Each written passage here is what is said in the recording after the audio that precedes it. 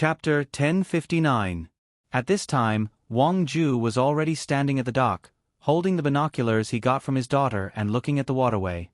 He only had one of these binoculars, and it was still somewhere else. He was also wearing his official robes, waiting for the emperor to come. While he was looking, he suddenly saw a small boat leaving the fleet and flying towards him. "This is Xiao Bao and Cuckoo. Ha, look at my grandson and granddaughter-in-law." Although Wang Ju had never seen Zhang Xiaobao and Wang Wan, he had seen pictures, and he could judge a thing or two from their clothes. He held the binoculars in one hand and pointed with the other, speaking to the people around him. The people around him could only faintly see a small black dot coming over. They were still far away, so they couldn't see who was on the boat, but it didn't affect them from praising. All kinds of good words were said. In any case, it was good. At this time, the fleet of large ships deliberately slowed down. Otherwise, it would be difficult to reach the shore later. Zhang Xiaobao and Wang Wan's small boat arrived first. Without waiting for the small boat to stop at the side, which was specially used for docking small boats, the two of them jumped in one after another. From there to Wang Ju, the people standing on the road naturally made a path for the two of them to pass through. Zhang Xiaobao and Wang Wan strode over. Without looking deliberately, they knew who Wang Ju was. When they were 5 steps away, they almost knelt down and kowtowed at the same time. "Grandson greets grandfather. Grandfather is well," Zhang Xiaobao said loudly. This made Wang Ju very happy. He smiled and went to help Zhang Xiaobao. Wang Wan also stood up. "Good, very good. I can tell at a glance that you are my grandson. Other people's grandsons don't look so good. Cuckoo is also good. What a pair of golden boy and jade girl. Take it, grandfather gave it to you." Wang Ju's mouth was open, but his hands were not idle. He took out a piece of paper and gave it to Zhang Xiaobao as a gift. Zhang Xiaobao didn't need to look to know that it was a deed to a large area of land in a good place.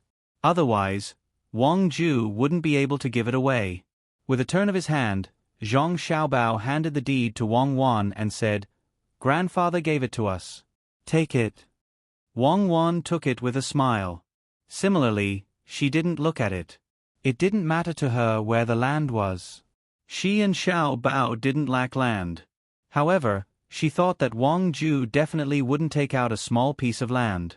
She thought that Wang Ju would have to take out at least a third of her family's property. Perhaps she would have to split half of the family's property because this wasn't just a gift for her and Xiao Bao, it also included a portion to compensate Zhang Wang clan. In other words, it was a dowry. When Zhang Wang clan came, she only brought her own personal savings and jewelry. Her family didn't give her anything. Now Wang Wan knew that Wang Ju saw that she and Xiao Bao were basically in charge of the family, so he gave her 2 to make up for it. If they met again in the future and saw Zhang Zheng, it would be easier to talk things over. Zhang Xiaobao stood there, motionless. He allowed Wang Ju to size him up. When the fleet of ships gradually approached, Wang Ju still hadn't finished sizing him up. To him, this grandson was like a free gift. Furthermore, he was someone that everyone in the world wanted to pick up. As long as he could acknowledge his status as a grandfather, it didn't matter how much he gave out. "Grandfather, Her Majesty will be coming down soon. I'd better go see my mother first." "My mother isn't in the crowd." Zhang Xiaobao saw that it was about time, so he whispered to Wang Ju, "No, your mother is pregnant. It's not convenient for her to see outsiders." Good. You and Cuckoo go first. Someone, lead the way." Wang Ju nodded repeatedly. He was even more satisfied. He looked at his grandson and granddaughter-in-law. It was clearly the emperor who wanted to come, but they actually left the emperor alone. If it was someone else, even if they had followed the emperor all the way here, they would still have to stand at the dock and welcome the emperor again. Zhang Xiaobao and Wang Wan were led to the courtyard of the Wang clan in Hangzhou. As for what happened after Wang Ju met Li Longji, the two of them didn't care. Other people's matters had nothing to do with them. Whether it was good or bad, they couldn't decide. The person leading the way was a servant girl. As she walked, she secretly looked at Zhang Xiaobao and Wang Wan. Her heart was filled with joy, as if it was a good thing to be able to lead the way for Zhang Xiaobao and Wang Wan. At this time, there were no idle people on the street. Other than the soldiers sent by the local government, there were the guards of the Zhang family, Wang family, and Wang family. There were sentries every few steps. Not only were there people standing on both sides of the street, but there were also people standing on the roofs of the houses. All kinds of shops were open, but the owners and shopkeepers were not allowed to come out. They could only lean on the door and look. Naturally, no one would go in to buy anything. The main reason was that if the shops were closed, it would give people a very uncomfortable feeling of desolation. That was why they were open. In case the emperor suddenly became interested and wanted to enter a shop to take a look, it would be more convenient. That's right. Before the troops arrived, they had already sent a message saying that the emperor wouldn't come in a carriage. Instead, he would walk slowly and look around as he walked. This is what the local officials are afraid of. If it were in the capital, the emperor wouldn't need to order people to take a look at where he wanted to go at all. As for who was doing what, it wouldn't affect either side. If it were in the capital, wouldn't it be more complicated than here? There were people who came from all kinds of places, and they didn't see the emperor getting hurt. When the people saw the emperor, they were very happy. When the emperor came, he deliberately emphasized it. As a result, the people below were worried. Zhang Xiaobao followed the servant girl as he spoke to Wang Wan. What he meant was that the local officials might be unlucky. Why did Li Longji come here? Wasn't it to show his attitude of being close to the people? In the end, he still ordered people to take a look. Did it mean that the local public security wasn't good, or that the officials were disobedient? Wang Wan smiled indifferently and said, I think that after the emperor saw this situation, he would think of a way to do something that would make the local officials afraid. That is, he must take us out for a stroll when no one is prepared. Sigh. He's not worried. The work that he's worried about is all done by other people. Or how to say, it's sometimes inconvenient to have a high status. It's difficult to live a normal life.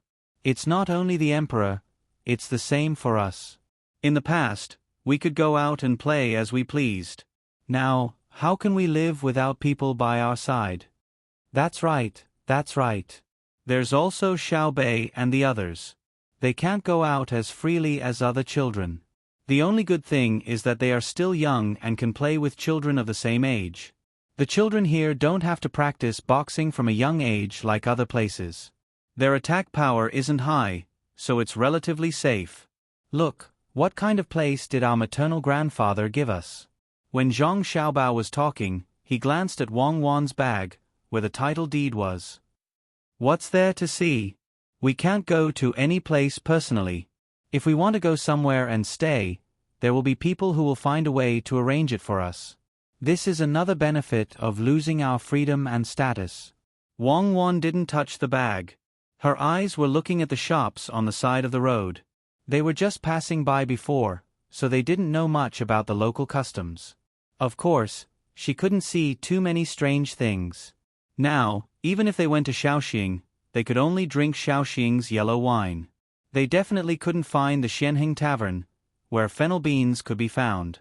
However, it wouldn't be famous, and it was impossible to sell it for a few hundred copper coins a small plate. The servant girl who was leading the way listened to their conversation and became more and more excited. She had heard a secret. It turned out that when they came, the emperor wanted to see how the local people lived. He didn't want the streets to be deserted. Also, when the emperor arrived, he might come out for a walk.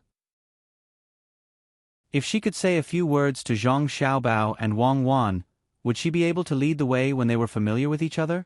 Thinking like this, the servant girl plucked up her courage and whispered to Zhang Xiaobao and Wang Wan, Little master, little miss, the West Lake here is the best place.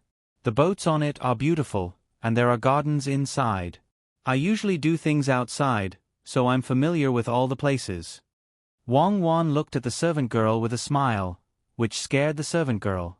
It seemed that her thoughts had been seen through. She was worried and expectant. Well, since you're familiar with it, we'll have to trouble you to lead the way while we're here. What's your name? Wang Wan didn't want to make things difficult for the servant girl. Anyway, it didn't matter who led the way. Since the servant girl recommended her, she would ask her. In reply to Little Miss, my name is Wang Lv. It was named after the lotus in the West Lake, the servant girl replied happily. Hearing this name, Zhang Xiaobao and Wang Wan knew that the servant girl had a high status in the family. Otherwise, she wouldn't have given her a full name. Generally, a single character was good enough. Thinking about it, it was natural that the servant girl who was sent to lead the way for them was not an ordinary servant girl. The people who stood at the dock to welcome them were also not simple. Wang Wan nodded and said, "Good name. Now tell us about the West Lake. Tell us if there are any interesting stories." Well, when it comes to the West Lake, it didn't exist in the beginning. Later, it was in the sky. The servant girl was even more excited. While walking in front of them at a moderate pace, she told Zhang Xiaobao and Wang Wan all kinds of legends about the West Lake that she had heard. When they arrived at Wang Ju's house in Hangzhou, the servant girl still hadn't finished talking. She didn't feel tired at all after talking so much. It seemed that she could talk for 2 more days without any problem. As soon as Zhang Xiaobao and Wang Wan entered the house, they saw their mothers directing people to plant flowers in the outermost courtyard.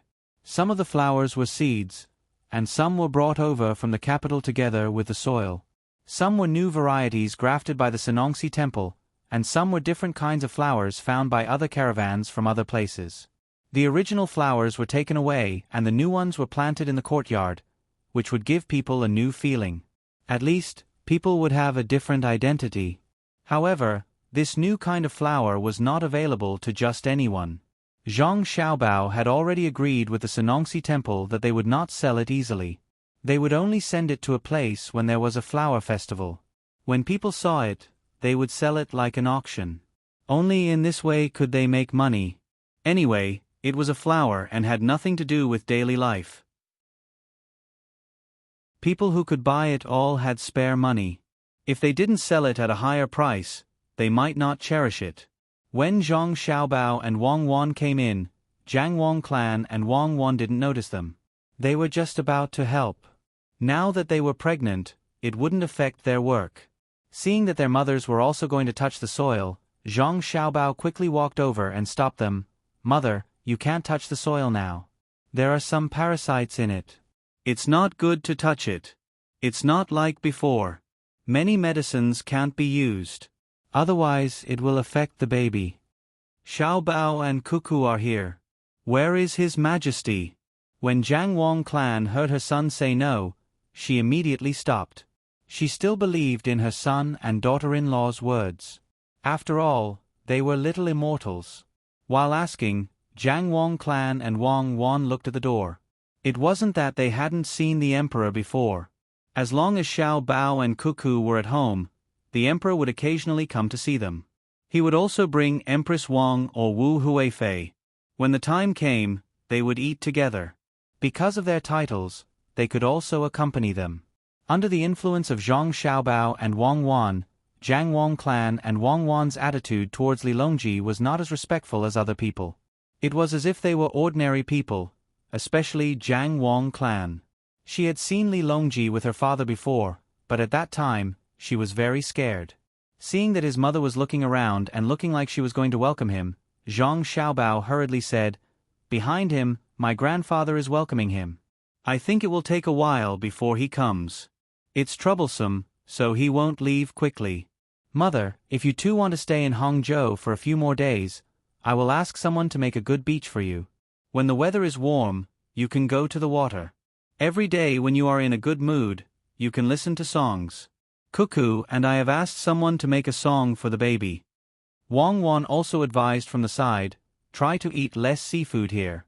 Eat some occasionally, especially crabs. Even if there's meat, try not to touch them as much as possible. When the baby comes out, you won't have to worry like now." Okay, I will listen to you. When His Majesty comes later?" Wang Wan's mother nodded and looked at the door again. "When His Majesty comes, don't worry about him. Let's go in first. When His Majesty comes, he will have a lot to talk about with my grandfather. Maybe he will be interested and summon the local officials to ask about the local situation. Wang Wan would not let her mother wait for Li Longji. While talking, she came over and held her mother's arm to walk inside. Her mother said helplessly, "It's still early. How long has it been? She can walk. Look, she is not pregnant yet. You little girl." After 2 courtyards, Jiang Wang clan and Wang Wan sat down. Zhang Xiaobao immediately left and went to the kitchen to cook for their mother. This was a habit he had developed. As long as he was at home, he did not need others to cook for the elders in the family. He was in charge of everything. There was still some time before the meal, so it was a good time to make soup. He simmered pig trotter soup with less salt. When it was done, he could freeze it and eat it. Xiao Bao, this child, can't stay still. After getting off the boat, he is busy cooking. He has not been able to take care of himself since he was young, Jiang Wang clan said to Wang Wan's mother. Wang Wan's mother smiled happily and said, "Sister, it is a blessing to have a child like Xiao Bao. I don't know what happened back then, but the 2 children just hit it off. Before they were a month old, they saw each other and insisted on being together. Otherwise, they would cry until the sky shook. When they were older and got married, the family still did not know how to arrange the dowry. The 2 of them earned a lot of money. Should we give it to them? If we don't give them a dowry, they can spend their own money. If we really want to give them a dowry, I won't give them a betrothal gift. Anyway, it's just a matter of left hand and right hand. They can arrange it themselves." Jiang Wang clan laughed and touched Wang Wan's hand. Speaking of pretending, Jiang Wang clan suddenly thought of the gift that her father insisted on giving after discussing with her.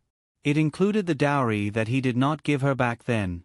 Thinking of the amount that her father gave, Jiang Wang clan was helpless. It was too much. Normally, no one would give so much when marrying off a daughter. If it was in the past, even if it was only 1/10 of that amount, the Zhang family would be very grateful. But at that time, they did not have a single cent. So what if they gave her a lot now? At that time, it was called giving coal in snowy weather. Now, it was icing on the cake. Even if they gave so much, it was just adding a small flower. Life was sometimes so interesting. With a sigh, Jiang Wang clan said to Wang Wan, "Cuckoo, when you were at the dock, did grandfather give you a gift?" "Yes, it should be the title deed of the land." "Xiao Bao, and I haven't seen it yet." Wang Wan reached out and took the paper. "That's 80% of all your maternal grandfather's assets combined. Even after discounting, it's worth 6 million strings of coins. If it was given to others, the family would definitely object. But if it was given to you, no one said anything. I think you know what it means. But the property is given to you. 6 million yuan is nothing to you, but to the Wang family, it is a big blow. If you don't accept it, it won't be good. After you accept it, I hope you can help to think of a way. It doesn't matter how much money you make, as long as the Wang family has a guarantee for their lives." Jiang Wang clan told Wang Wan the value of the paper. At the same time, she also told Wang Wan that after she gave the money, her father would not be able to live well. Wang Wan was also stunned. She did not expect that Wang Ju would give 80% of the property. The remaining 20% was probably not easy to transfer immediately. Maybe he had a cooperation with someone else. Wang Ju was using this method to express his attitude. To be more precise, he was apologizing to the Zhang family. It was his fault for making the wrong choice. However, this was Xiaobao's mother's family. If he didn't say anything and took the property, Wang Ju's family wouldn't have a good life. Xiaobao's mother would also suffer. Wang Wan shook the paper in her hand. She did not agree directly. She wanted to wait for Xiao Bao to come back and discuss. It was not to discuss whether to give the other party benefits, but to discuss what to give. First of all, the return period must be short, and at the same time, the profits must be high. Otherwise, Wang Ju's family would not be able to live well. Even if they save 20% of the property, it does not mean that they can make a lot of money, unless they sell it. Seeing Jiang Wang clan looking at her, Wang Wan replied with a smile, "Mom, don't worry. Xiao Bao has a lot of ideas. I will tell him later. We will see what projects are good. We will accept the gifts. We've accepted the gift, and if there's any land inside, we'll dispose of it." Xiao Bao's next move is to take back the land that others have forcibly taken away. Otherwise, the people of the Great Tang won't have any land to farm, and they'll have to work in the handicrafts and service industries, which will be detrimental to the development of the Great Tang. With Wang Wan's reply, Jiang Wang clan was relieved. Most of the time, Wang Wan and Xiao Bao had the same thoughts. She was afraid that the two of them would not forgive their father because of what happened in the past. After chatting for a while, Xiao Bao returned. He did not need to care about the soup. Someone else was in charge of the small fire. He sealed the lid of the pot and did not even need to add water. Wang Wan naturally had to tell Zhang Xiaobao.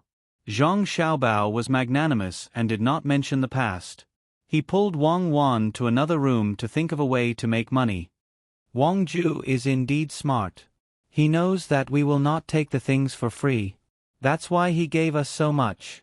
He probably felt that his family's business was not making money fast enough and wanted to change it. Since we are here, he wants to make his idea come true. Zhang Xiaobao said to Wang Wan the moment he entered the room. He did not look at the deeds. I think he must have heard something from Li Longji when he used us as an excuse. He knows that we are going to make a move on the rich people in Tang Dynasty, especially those who have taken over the land. We will not allow it, so he might as well give it to us. Do you think we should sell this land to the people in the surrounding area? I'm afraid that after we sell it, the people will encounter something unexpected and end up selling it again or renting it out. Basically, the land will no longer belong to them after being rented for decades. Wang Wan considered the problem of keeping the land. Should they sell it or keep it? Zhang Xiaobao pondered for a moment and said, "Why should we sell it? The people can't buy a huge piece of land. If we spread it out, it would be a waste of manpower. Furthermore, there will be less planning for the things that can be planted, which will result in less land production. It might seem like splitting up the land is a kind of ideological advancement, but it is not beneficial to Tang Dynasty. You also know that in the end, the land will be gathered together again and machines will be used." That's right. It is similar to land acquisition now, but there are some differences. Back then, there were other industries and jobs. If the people lose their land, they will lose their source of income. Thus, I feel that we shouldn't encourage land acquisition for now. Instead, we should crack down on those who own a lot of land. Wang Wan pointed out the crux of the problem. There was no such thing as a fixed policy, and it had to be adjusted according to the situation. The only thing that did not change was the pursuit of stability, or rather, a kind of balance. Crack down on those who own land. I also agree to crack down on those who own land. After Li Longji settles down, we can look for him to discuss the issue of cracking down on those who own land. Of course, we can't crack down on those who own land directly, as that would be detrimental to the development of society. We can trade benefits with those who own land, just like how we trade with those who own a lot of money. Come, let's think about how we can help that grandfather of mine earn more money. We will probably have to meet my other relatives, uncle, and grandmother later. Zhang Xiaobao changed the topic and began to discuss the transaction with Wang Wan. It would be best if they could get it done before meeting their other relatives. That way, they wouldn't feel so awkward when they met each other. Otherwise, they wouldn't feel good if they had to give away a large amount of property. No matter what, they were all family, so there was no need to make them feel uncomfortable. Before they met, they should tell them about the transaction and let them know that they could get more money after giving away their property. That would be a happy ending. While Zhang Xiaobao and Wang Wan were discussing, Li Longji had already left the pier and was walking towards Wang Ju's residence. Wang Ju's eyes were still red. It seemed that she had just cried. Li Longji's eyes were also slightly red. Perhaps it was because of the things that had happened many years ago. Wang Ju accompanied Li Longji and Gao Lishir as they strolled along the streets. From time to time, they would exchange a few words. She was also very familiar with Gao Lishir. Looking at the deserted streets, Li Longji furrowed his brows and said to Wang Ju, "Actually, I like bustling places. In the past, every time I went out, I had to be accompanied by many guards, and I even had to clear the streets. What I really need to be wary of are the people from other countries. Perhaps there might be an assassination attempt.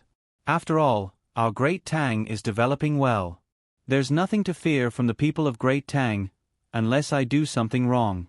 The people just want to see what I look like. I don't think that I'm ugly, so what's wrong with letting them see me? Could it be that I'm unpresentable? When I was in the capital, I often went out for a stroll. Usually, I would bring along Xiao Bao and Cuckoo. Most of the guards were from their family, but they never stopped the people of Great Tang. Yet, aren't I living well now? Back then, I went to the construction site to take a look. The donkey meat there tasted pretty good. No one poisoned me. If such a thing happens again in the future, don't clear the streets. Just keep an eye on the foreigners. If you don't believe me, you can give it a try. Find the people of Great Tang now and arrange for someone to assassinate me. See what the people will do." Li Longji's words stunned Wang Ju. She thought to herself, Her Majesty's courage is too big. Not to mention Her Majesty, even if I go out, I have to have guards by my side at all times. Otherwise, if there is danger, where can I find medicine for regret? Hearing that His Majesty wanted to give it a try, Wang Ju quickly dissuaded him. "Your Majesty, you mustn't. You can't be in any danger."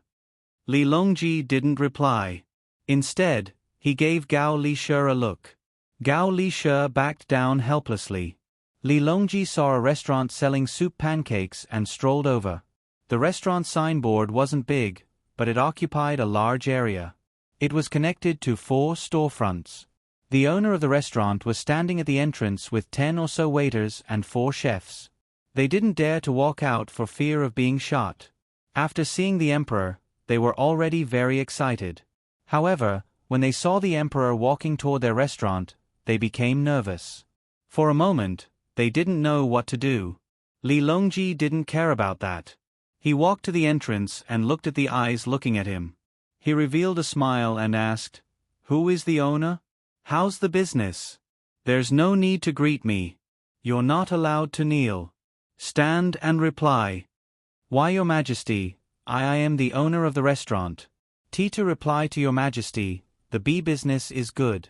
It's all thanks to Your Majesty's grace. The country is prosperous and the people are at peace." Although the owner of the restaurant was nervous, he was still able to speak. His voice was trembling and his legs were trembling. If he wasn't holding on to the door frame with one hand, he would have probably collapsed. Li Longji lowered his head and said, "The country is prosperous and the people are at peace. As for the business, it's your own ability. Go in and take a look." As he spoke, Li Longji walked in. The people standing at the entrance immediately opened up a path for him. Their eyes were filled with disbelief, as if they were dreaming. The emperor, the one in front of them was the emperor. He was actually willing to enter their shop? Although their business was good, the highest status among the people who had been here before was only the local registrar. They had only been here twice, so they could be considered to have reached the heavens. Li Longji wasn't the first person to enter the restaurant. The guards went in first, followed by Wang Ju, who had a bitter expression. He also didn't dare to believe that the emperor was really going to enter. He had never even heard of the emperor before, let alone seeing him. "Do you have shredded pork noodles? Give me a small bowl. I want to try it." Li Longji didn't mind the dirty stool and casually found one to sit down. "Why, yes, we do. But Your Majesty, I eat noodles, but I also eat rice. Go and make it." Li Longji interrupted the other party. Okay. Hurry up and make shredded pork noodles for the emperor. Show your skills and do it well. Change the bowl and wash it 10 times. The owner's face was flushed red as he ordered the servants to do the work. Right at that moment, someone suddenly shouted from outside, "Protect His Majesty! There's an assassination attempt! Protect His Majesty!" As soon as the voice was shouted, The guards outside immediately rushed into the restaurant. Li Longji immediately stood up and shouted, "Who dares to be so bold? Stop working. Protect His Majesty." The owner of the restaurant also reacted.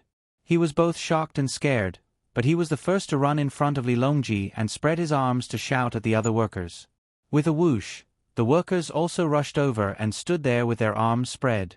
Their eyes scanned the various windows, afraid that someone would suddenly jump in through the half-opened paper window. The cook who had just gone to the back of the restaurant ran out with a big spoon and a knife. He also stood in the outermost circle to protect His Majesty. "Your Majesty, you should leave quickly. If the thief jumps down and knows where you are, you will be in danger." Wang Ju was so scared that his face was deathly pale. His breathing was rapid as he advised. Unexpectedly, not only did Li Longji not leave, he even laughed and sat back down. He said to the owner, "Go, it's fine. It's just a drill. It's fake. See how the guards react. Quickly serve the noodles. Make 2 more servings. I still have 2 ministers who want to eat." "Ah, fake. It's good that it's fake. You scared me to death. I thought they were going to harm your Majesty. I was prepared to risk my life. Mother Fastris Kerr, go and make 2 more servings for your Majesty." At this moment, the owner's forehead was covered in sweat. However, his words were more nimble. Perhaps after this incident, his mentality had improved and he was no longer so afraid of the emperor. Wang Ju was dumbfounded. He didn't know what to say with his mouth agape. Li Longji looked at Wang Ju with a smile and asked, "How was it? Did you see how the people of Great Tang are doing? With such people, why should I be worried? With the people, I don't need to worry about my safety. What I need to consider is what the people need. If I can't let the people live a good life, how can I stand behind the people when they are in danger?" Wang Ju listened to Li Longji's words and looked at the owner who stood in front with his arms open. He finally realized that the current His Majesty was different from before. In addition to acting recklessly and crazily, he was not as serious as before. He had become very peaceful. Of course, in the past, His Majesty would also say that he was concerned about the people, but it was just words. He was not like today, where he really wanted to do something for the people. "Your Majesty, you can't scare me like this anymore. I'm timid. It must be Li Shi who arranged it. You should tell me." Wang Ju complained in a low voice. He also opened his arms to block His Majesty just now. He couldn't let something happen to His Majesty in his own territory and then he would still be alive. It would be a joke. Li Longji smiled and said, "I'll tell you in advance. How can I see that you are so loyal? Were you scared just now? Later, I'll ask Xiao Bao to make some good food for you to eat and nourish your body." Xiao Bao and Cuckoo are right. The better Great Tang develops, the more comfortable the lives of the people will be, and the safer I will be. The walls of the capital have all been torn down. There is no need to use that wall to block out danger. Walls are dead, but people are alive. If the people really have no way to make a living, then the wall will not be there to protect me, but to hinder my escape. I will not continue to build the Great Wall. Or, as Xiao Bao said, when I am bored, I will build something for the future generations to enjoy. After discussing with Xiao Bao and personally visiting the construction site, I decided not to build a brick by brick, because the people of Great Tang are the great wall of flesh and blood in front of me. As long as the people of Great Tang are not lost, the Great Wall will not fall. The Qin built the Great Wall so well, but what happened in the end? If you have the money, why don't you use it to build roads and bridges for the people so that they can walk more easily? Hearing this, Wang Ju was very moved. He could tell that the reason why His Majesty could be so successful was all because of his grandson, Zhang Xiaobao. Nodding vigorously, Wang Ju said, "Your Majesty is wise.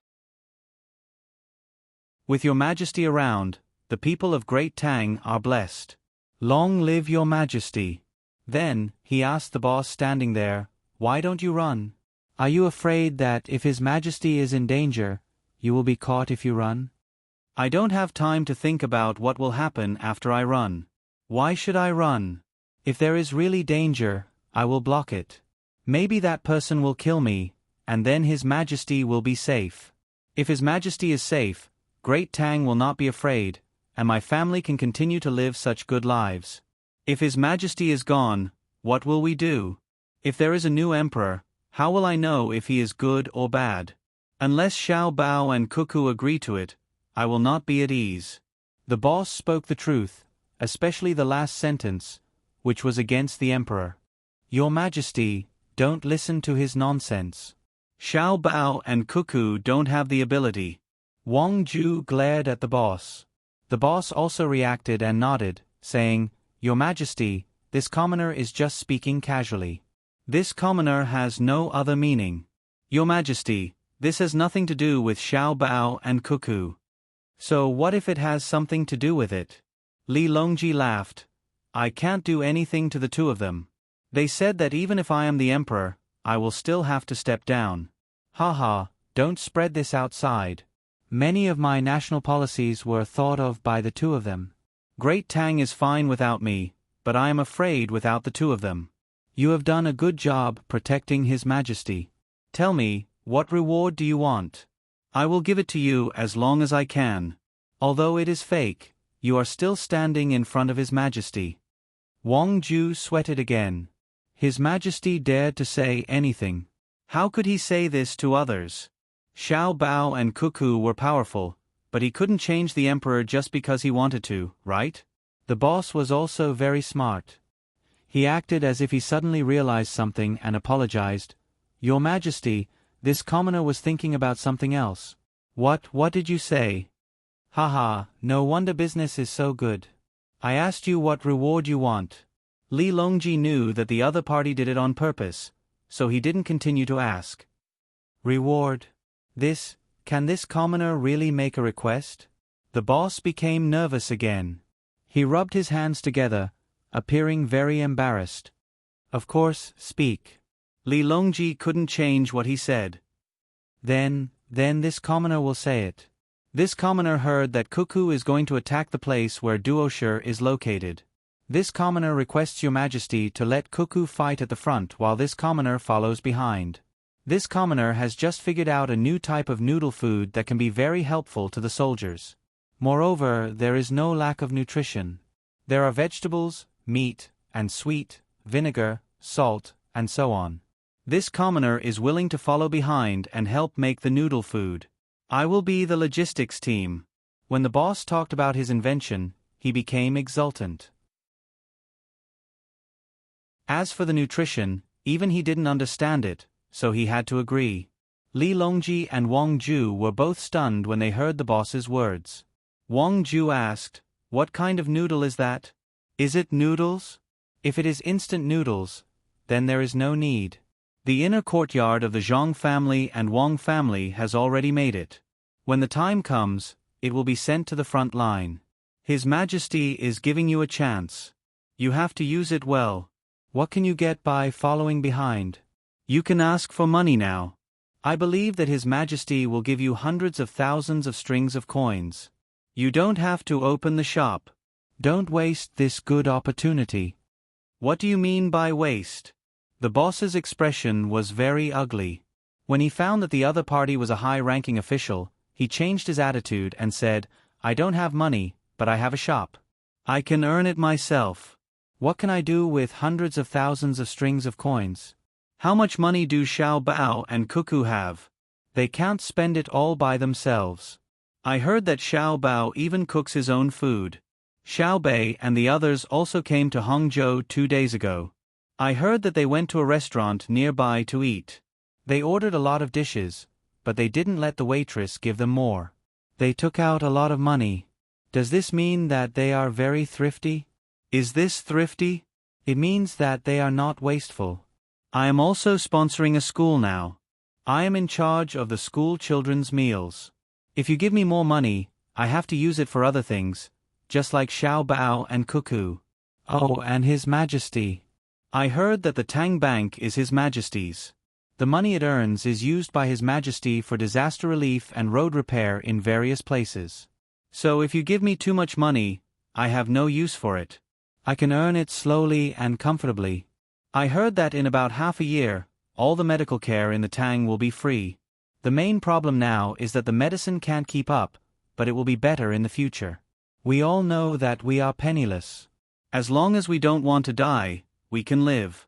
I followed behind you because I wanted to see the noodles in other places of the Tang. After I came back, I figured out more kinds of noodles. A person's life doesn't necessarily depend on how much money they have. If that was the case, Xiao Bao and Cuckoo should be dead. They have enough money. I am the owner of a soup pancake restaurant, so I have to make good soup pancakes. When I was young, I was starving. Later on, when I passed by a soup pancake restaurant, the owner gave me a bowl. At that time, I thought that if I had the chance in the future, I would eat many different kinds of soup pancakes. After I grew up, I never forgot about that. I also want to run a good soup pancake restaurant and help others. I want to make many different kinds of soup pancakes so that people can taste different flavors. Unfortunately, it seems that I don't need to help others now. Our Tang will not let people starve to death. So I want to make the best soup pancakes. If I follow behind Cuckoo's army, won't I be able to see the noodles in various places? After saying this, the owner of the restaurant looked at Li Longji and Wang Ju, asking them if they would agree to his request. Wang Ju was moved. He had never been so deeply involved in the lives of the common people like Li Longji. He had been high and mighty for too long. Even after being neglected, he was still the provincial governor of a province. He wasn't someone that the common people could see. A provincial governor was equivalent to the municipal secretary and municipal mayor of Zhang Xiaobao and Wang Wan's era. They were high and mighty, and the common people usually didn't know what they looked like. In that era where information was very easy to obtain, it was even more so in the current Great Tang. Of course, Zhang Xiaobao and Wang Wan didn't care about mayors. Their rank wasn't high enough, but they could interact with the common people. Sometimes, it was just that interesting. Today, when Wang Ju heard the voice of a common person, he realized that he had done too little in the past. As the provincial governor of a province, the common people usually didn't know his name. Now, it seemed that it wasn't worth bragging about. Xiao Bao and Cuckoo's status was so high that there was almost no position that could be said to be suitable for them. It was obvious that it wasn't enough to judge them by their official rank. Even if they were just county magistrates, they were still county magistrates who could decide the affairs of the Great Tang. The two of them didn't care about their official rank. It was just their names and their existences. However, it was precisely because of their high status that the common people of the Great Tang didn't know. If a local official like him couldn't even leave his name behind, then he would be considered a failure. Thinking of this, Wang Ju stood up, lowered his head, and said to Li Longji, "Your Majesty, this subject has decided. After your Majesty leaves, this subject will return to his province and be a good provincial governor. Now that this subject isn't afraid of encountering trouble and can't solve it, this subject can ask Xiao Bao and Cuckoo." Li Longji understood the meaning behind Wang Ju's words. Xiao Bao and Cuckoo were here, so naturally, they had let go of all their grudges. Wang Ju didn't have to worry about not doing a good job. What surprised Li Longji was that since Wang Ju had already acknowledged his family, why didn't he return to the capital?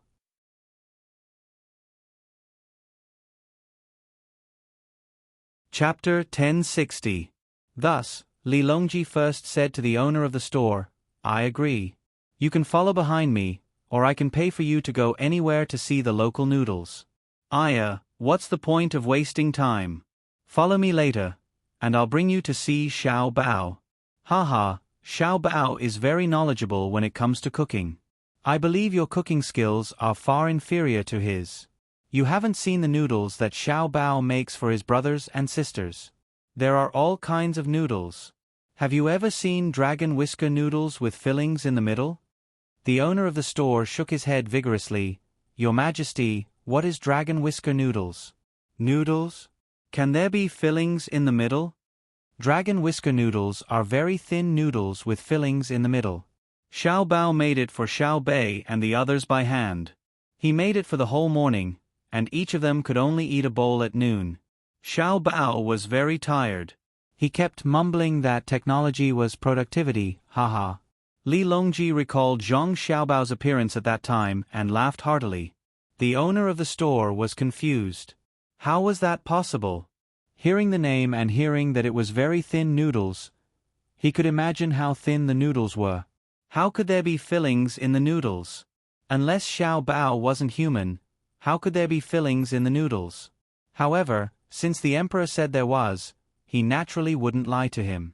As the owner of the store, he could also tell that it was very difficult to make the noodles. However, even if it was difficult for him, he wouldn't do it. Scratching his head, the owner of the store said embarrassedly, "Your Majesty, this commoner is going to see Xiao Bao. Will I disturb them? Xiao Bao is busy with all kinds of matters in Great Tang. If this commoner causes any delay, this commoner won't be able to take the blame. He's not busy. He's only busy for a while. When there's something to do, both of them are busy. Right now, both of them are idle. Cuckoo has nothing to do, so she's embroidering. Xiao Bao is thinking about food. This emperor is with them almost every day.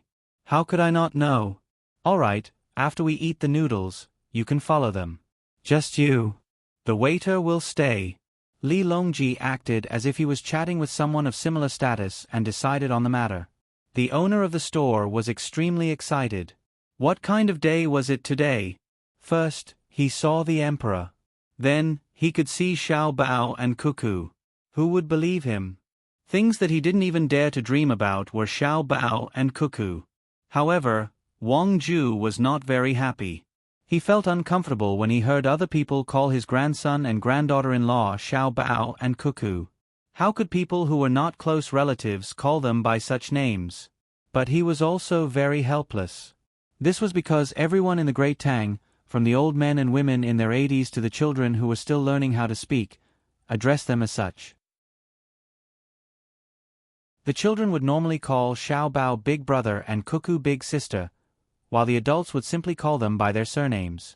They would never add surnames in front of their names, giving the impression that the two children had all sorts of surnames. Zhang Xiaobao and Wang Wan must be respected, Wang Ju indignantly reminded the owner of the restaurant. The owner was shocked and did not dare to make a sound. However, Li Longji spoke, "What, Zhang Xiaobao and Wang Wan? Even if they are Xiao Bao and Cuckoo, it is not up to you to say. You are the grandfather. Their own grandfather hasn't even said anything. Xiao Bao and Cuckoo are the Xiao Bao and Cuckoo of the Great Tang. Respect. Your name is Wang Ju. If you stand out now and let 10,000 people call you that, how many of them will respect you? You want others to call you Wang Ju, but will they pay attention to you? Just like that son-in-law of yours, Zhang Zheng, who will call him Minister Zhang. They all call him Provincial Governor Zhang and County Magistrate Zhang. I am envious. When will the people of the Great Tang be able to call me Emperor Longji? Yes, this official is too petty. Whenever I think of how close I am to them, I feel uncomfortable being called that, Wang Ju quickly said. He was also clear that the people of the Great Tang were calling him that because of a special closeness. Not just anyone would be willing to call him that. While they were talking, the shredded pork noodles were ready. In fact, it was already ready just now, but the chef did not dare to serve it. While they were talking, the waiter brought in a new tray. There were 3 bowls, one for Li Longji, one for Wang Ju, and one for Gao Lishi, who was still standing at the entrance. After beckoning Gao Lishi in, Li Longji picked up a new pair of chopsticks and started eating. There was no need for anyone to test it. The actions of the owner, the waiter, and the chef had already proven everything. When the owner of the store saw the emperor eating, he was very happy. He was not worried that the noodles would be bad. No matter how bad the chef's cooking was, the taste would not be too bad. After the emperor took a bite, he raised his head and said, "Actually, the seafood noodles here are more pure and are cheaper. Many people like to eat them. These noodles are edible. It's not that I am picky, but when you see Xiao Bao and eat his dishes, you will know why I said so. What do you think, Li Shi?" Li Longji took a bite and then lowered his head to continue eating. Fortunately, he asked for a small bowl. He really couldn't eat a big bowl. Along the way, he had only eaten Zhang Xiaobao's dishes. His appetite had long been developed. If it wasn't for the fact that he wanted to set an example of not wasting food, he would have stopped eating long ago.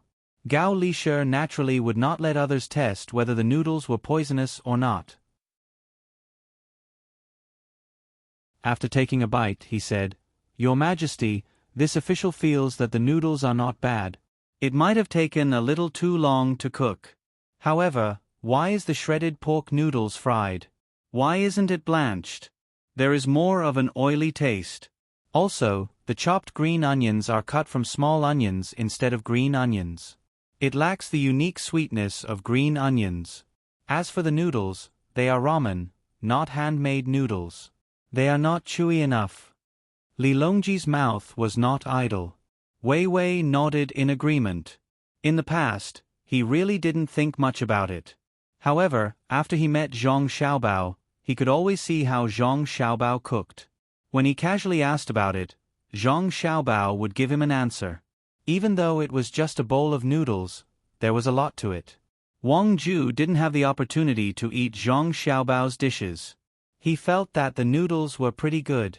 However, when he thought about the emperor's and Gao Lisher's comments, he was filled with yearning for the dishes that his grandson made.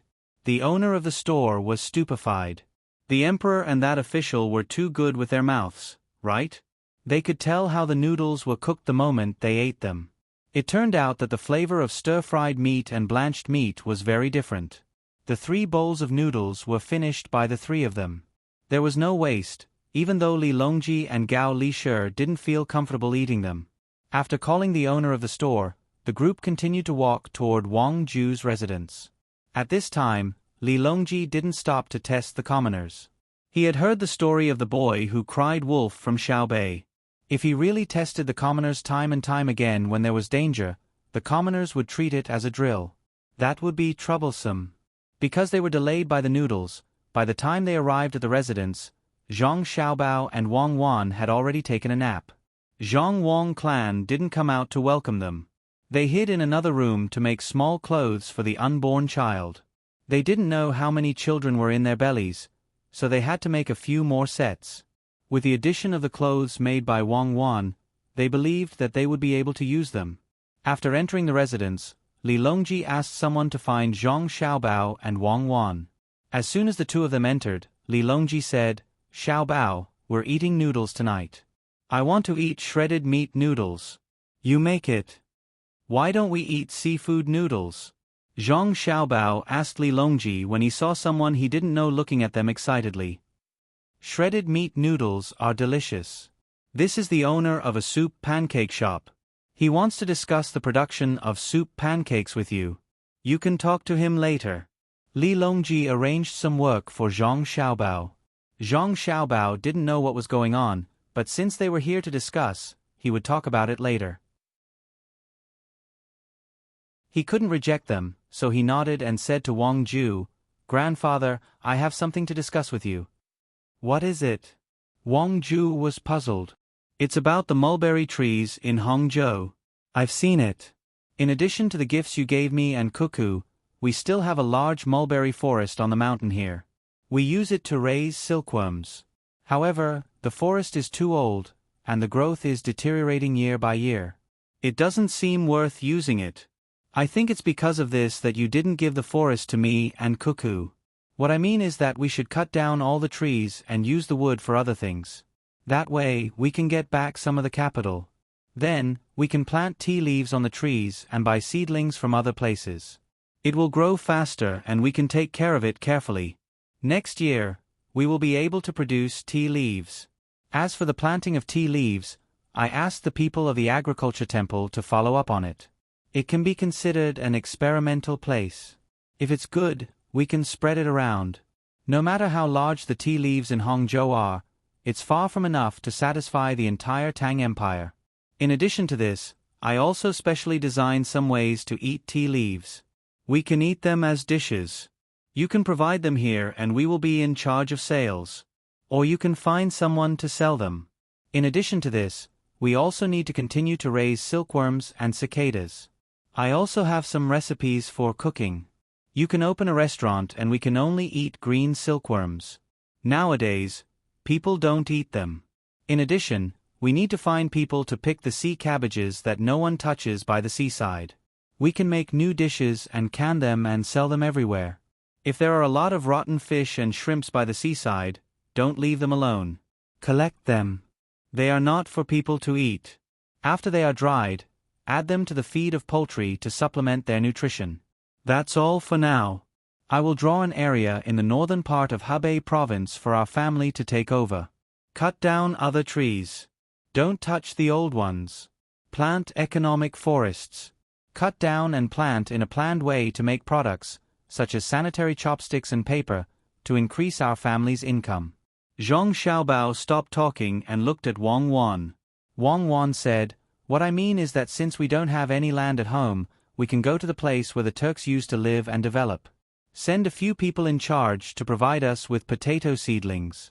The output will be very high if we plant them there. When we continue to fight, our family should also follow and see where is the best place. Anyway, it is a sparsely populated area. We can occupy it. When we develop it, even if the transportation cost is high, we can still make a certain amount of profit." Wang Ju listened to the conversation between the two of them and understood what they meant. They must have seen the gift she gave and knew that it would be hard for them to take out money, so they immediately thought of ways to earn money. Furthermore, they even divided it into several types of returns, depending on the length of the return period. The fastest returns were naturally this year's silkworm breeding and sea cabbage harvesting in the sea, followed by the processing of stinky fish and shrimps into fodder, followed by next year's tea, followed by the planting of potatoes in the area originally occupied by the Turks, and then the economic forest in the north of Hebei province.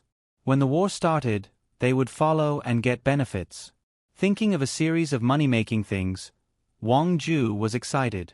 She stood up and walked to Zhang Xiaobao, raised her hand and touched Zhang Xiaobao's head, and said, "Xiaobao, at that time, I didn't expect the development of potatoes to be so good. In fact, the best place is the north of Hebei province, where there is a black land, but the road is too difficult to travel. It is not as good as the land occupied by the Turks. Most of it is grassland, and then we transport it to Fengzhou and down the Yellow River. Whether it's eaten directly or made into starch and vermicelli, it's a good choice. The smelly fish and shrimps by the seaside can actually be cheated and made into shrimp sauce. You can't taste it, but I don't agree. It's better to make it into animal feed. The coastal area is suitable for this. If the domestic poultry are not eaten, the eggs will become soft, and some can't even stand up. Let's make it first. I will look for the green worms of silkworms in the next 2 days, and there should be some that have grown up. Then I will make it for you to taste, and you will know how it tastes." Zhang Xiaobao knew what Wang Ju wanted to say, but he couldn't let him say it. So, he directly took over the conversation and talked about other things. Wang Ju saw that Zhang Xiaobao deliberately did this, so he didn't say anything. It was good that he understood. He would wait until he went to the capital and met Zhang Zhong. He nodded. "Xiaobao, what do you think? Grandfather will listen to you. I believe my family will not object. How do you make the sea cabbage tasty?" "Of course it is to make salted cabbage with chili powder. It is not worth feeding it to the pigs and ducks. Dry it and send it to the mainland. It can help to replenish the iodine. I don't have the ability to add iodine to the salt now, otherwise, I would add it. It can prevent big neck disease, but it can't be eaten if it is already infected." Zhang Xiaobao knew the effects of sea cabbage and sea intestines. People don't like to eat sea intestines now, but in the future, the price of sea intestines will be too high, and people will not be able to afford it. "Okay, I will listen to you." Wang Ju did not consider the feasibility of Zhang Xiaobao's words. Since it was Xiaobao who said it, how can it be wrong? Li Longji was also listening at the side. He smiled and said, "Xiaobao, when other people ask for potatoes from your family, you will reject them. But this time, you are actually giving them away. Wang Qing is an official, but are others not? Okay, let's all go there and plant potatoes. After we finish planting, we will sell the seedlings and earn money together." Zhang Xiaobao could not say anything else, so he could only compromise. At this time, Wang Ju asked again, Xiaobao, what do you plan to plant on the land I gave you? That is all good land. We're prepared to use a very high price to hire people to help us plant the crops. What we plant depends on what other people plant. If other people plant a lot of crops, we won't plant them. Your Majesty, this subject has a matter to discuss with you regarding the land of the great Tang. Zhang Xiaobao said.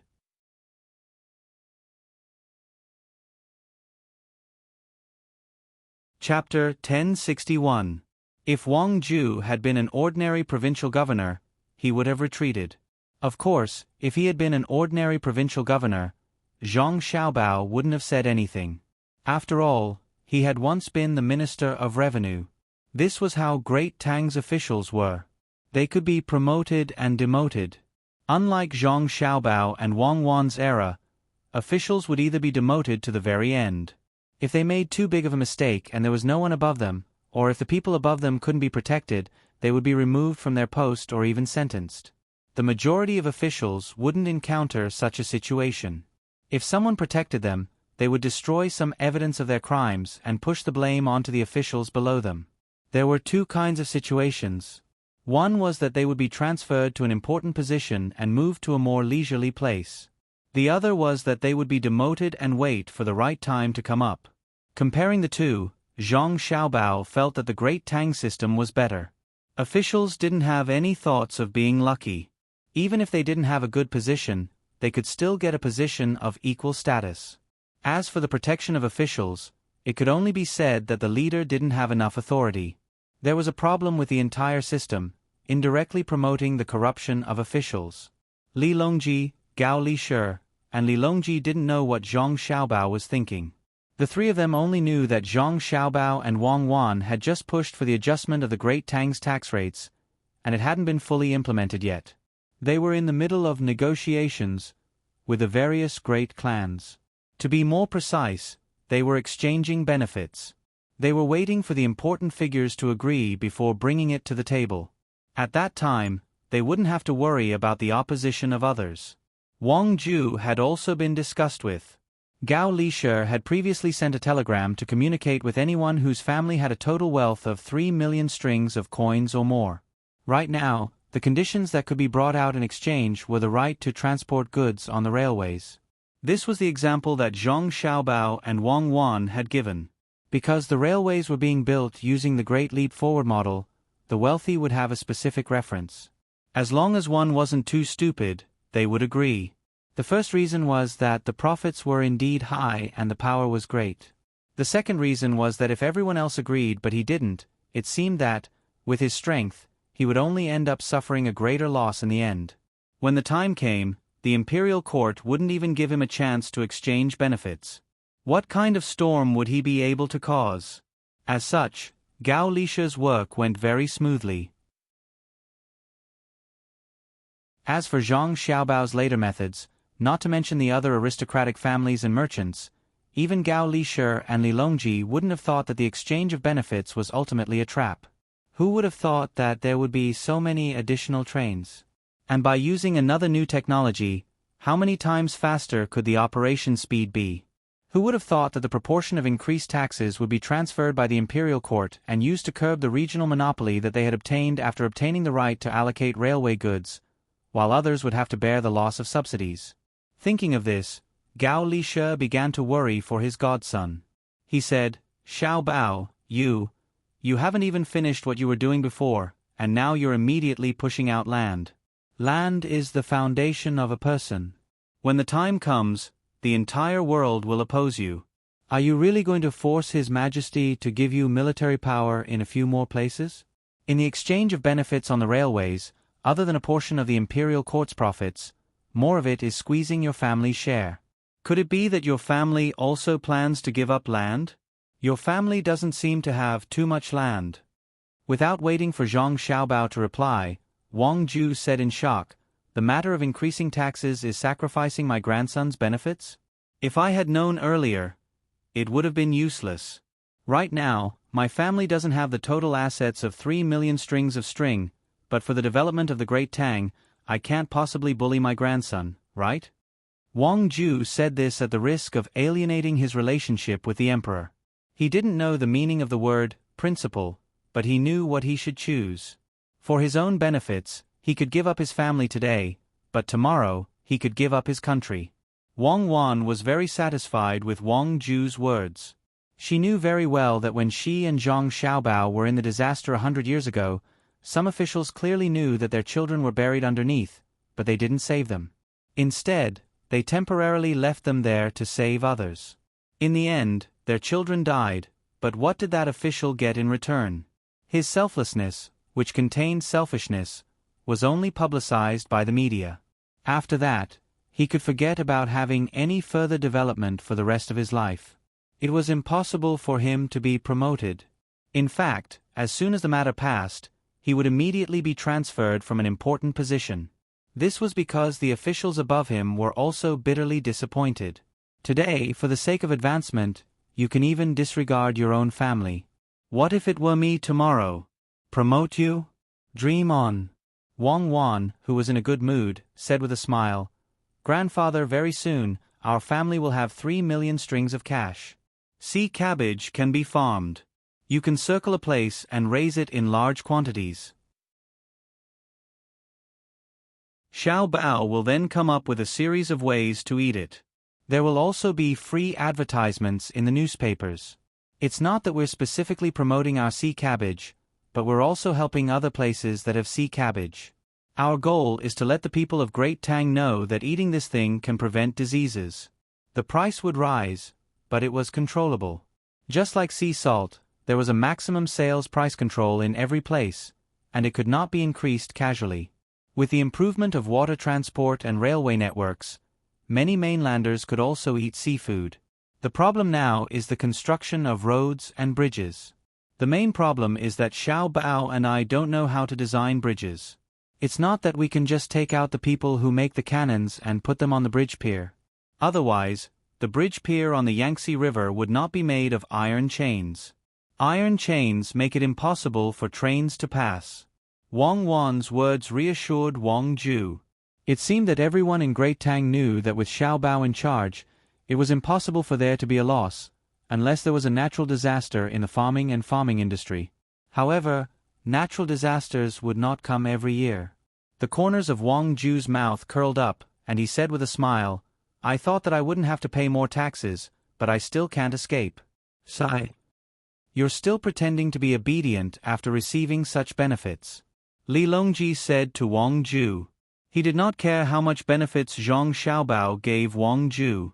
That was his own business. In the end, Wang Ju protested a little and said, Zhang Xiaobao and Wang family's share in the railway transportation is indeed being squeezed. However, they have a lot of income in other areas, and the materials used to make the trains are not good. At least, they can't meet the standards set by Xiao Bao and Cuckoo. There will always be all kinds of small problems. The industry is in their hands, and when the trains and railways need to be maintained, those who have the right to allocate them have to pay for it. Besides, most of the industries of Zhang Xiaobao and Wang family rely on the local resources to develop, and they rarely need to transport. When they really need to transport, it is usually to transport people's livelihood goods to the disaster area or to balance the price of goods in a certain place. In this kind of situation, they can forcefully compete for the carriage share of others at any time, and others don't have the right to agree. Let's talk about the land.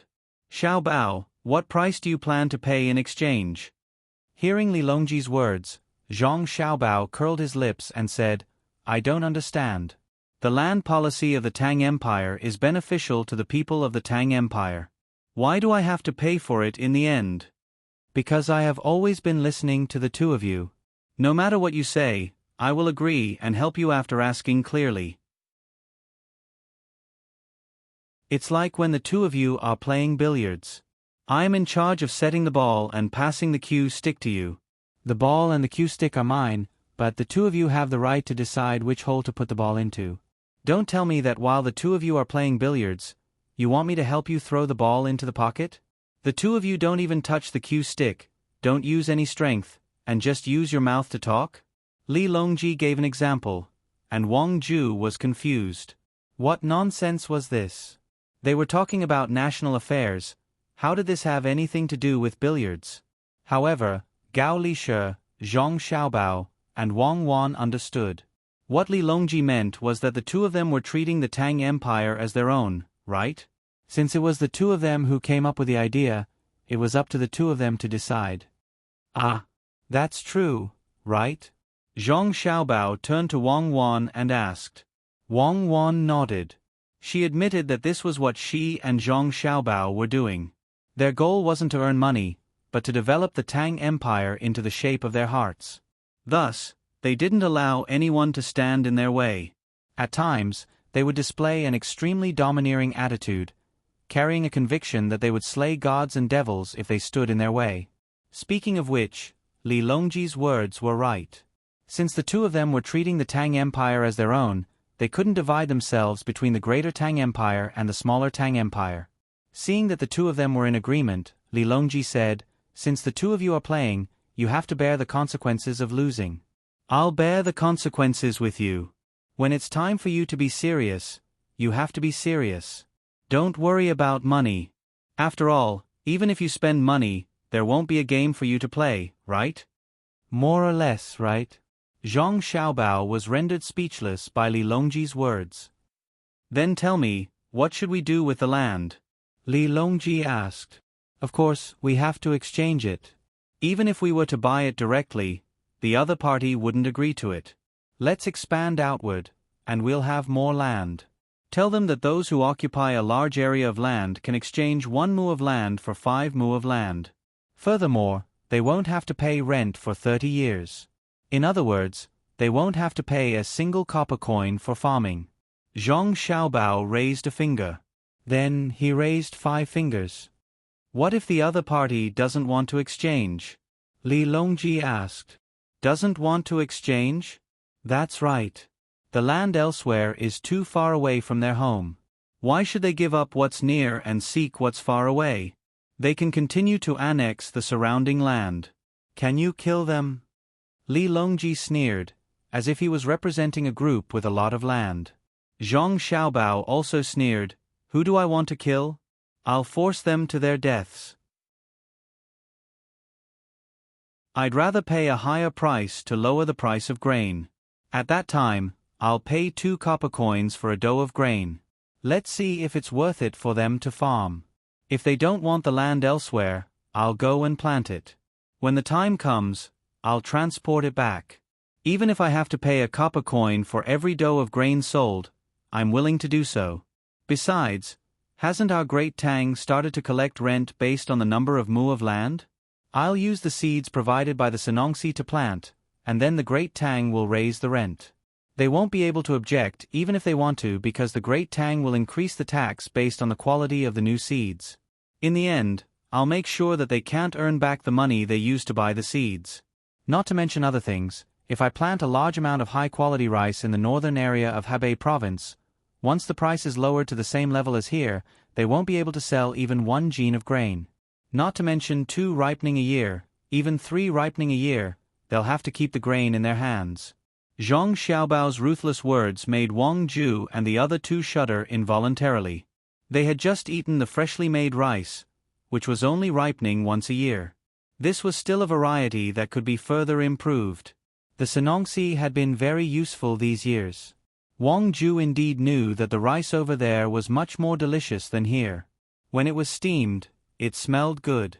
When it was eaten, it tasted many times better than here. In the past, he didn't know the reason, but now he knew that it was because of the length of the ripening period.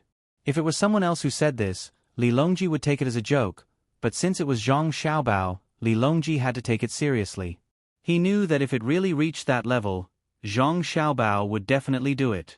When he felt that the method was feasible, Li Longji suddenly found a loophole and said, Xiaobao, if you do this, what about the people who have land? Wouldn't they be done for? The local people? Subsidies, according to the number of people. Hasn't the court already stipulated how much land each person can get? Furthermore, officials are also calculated according to their ranks. Since it has been stipulated, when the time comes, subsidies will be given to each person according to the ownership of the land deed. But the tenant farmers won't give, because the land doesn't belong to them. The servant girls won't give, but a new contract will be released and signed directly with the people who have the land deed. If the court needs that piece of land, when they forcibly expropriate it, they will send the people who have signed the contract to another place and give them additional land subsidies. The key is not the policy, but the people who implement the policy. Your Majesty, your patrol team needs to be strengthened. The cost of their patrol is insignificant compared to the local officials' greed and goodwill when they don't patrol. If they patrol a place once, it might cost them 1,000 strings of coins. But if they don't patrol, the loss to the court is estimated to be tens or even millions of strings of coins. Zhang Xiaobao had already discussed this matter with Wang Wan. In fact, the two of them had many ideas, and they also knew that the people of their time also had many ideas that they could use. But no matter what, it had to be implemented on the officials below. But their situation back then wasn't optimistic at all. There were layers of connections and countermeasures. The reason for this situation was that no one was clean. In those 100 years, the people had already formed a habit. Everyone said that officials were bad before they became officials, but after they became officials, they did the same. When they criticized others for having more women, they also wanted to have one in each hand. That was the fall of the era, the change in the people's hearts. Thus, only a small portion of people persisted, but it was useless. But the current Great Tang was different. The people of Great Tang still knew that they had to be loyal to the emperor and love their country. There were also few thieves in Great Tang. When they were caught, they wouldn't resist because they knew that they were in the wrong. In Great Tang, if you saved someone's life, they would bring their entire family to kowtow and thank you. If it wasn't for the rapid development of technology, the advanced production technology, and the sharper weapons, the society back then would have long been ruined. And the most fundamental reason for all of this was the development of technology. When other countries developed quickly, the threat to a slow developing country wasn't just in terms of military strength, but also in terms of the beliefs of the people. Thus, what Zhang Xiaobao and Wang Wan had to do was to seal off the advanced technology and then use Great Tang's technology to bully others. As long as they were powerful enough, they could get the peace prize no matter how many people they killed. The prerequisite was that they had to deal with the internal affairs of Great Tang first. At this time, the two of them thought of this matter and looked at each other tacitly. Then, they revealed gratified smiles. Wang Wan maintained this smile and went along with Zhang Xiaobao's words. When the time comes, even if others want to play tricks, their tenant farmers won't do it. This is because we'll directly move them elsewhere and give them subsidies. This way, they won't dare to play tricks on the land. They want the tenant farmers to accompany them to cheat. Once the tenant farmers know that they can use this opportunity to take advantage of the situation, their efforts will be in vain. "Oh, this is a vicious move," Wang Ju exclaimed. In the past, he only knew that his son-in-law's 2 children were formidable. He also saw the development of Great Tang and received some information from Li Longji. But today, after hearing the words of the two of them, he realized that this was the most profound moment. It turned out that many of Great Tang's national policies were developed in this way. In this way, the other officials in the court could only be decorations. They just had to follow the work, but they didn't have a chance to follow the decisions. Who could think of a series of things? Was this the legendary way of thinking of the students of Jianjia Academy? Many things found to be very simple after hearing from others, but if others didn't mention it, he would never think in this direction. He also didn't know how his grandson and granddaughter-in-law learned these skills. It seemed that they knew everything. Ordinary children, even if they were chosen by the 2 experts behind them, probably wouldn't be able to learn even 1/10 of it. This required extraordinary intelligence from a very young age. Li Longji wasn't surprised at all. He was used to it. If the 2 of them couldn't say anything, he would be surprised. Therefore, he nodded and said, "If you want to say the best, it should be the method of continuous patrolling. I plan to send out a batch of patrolling people every month and then add more patrolling people every quarter.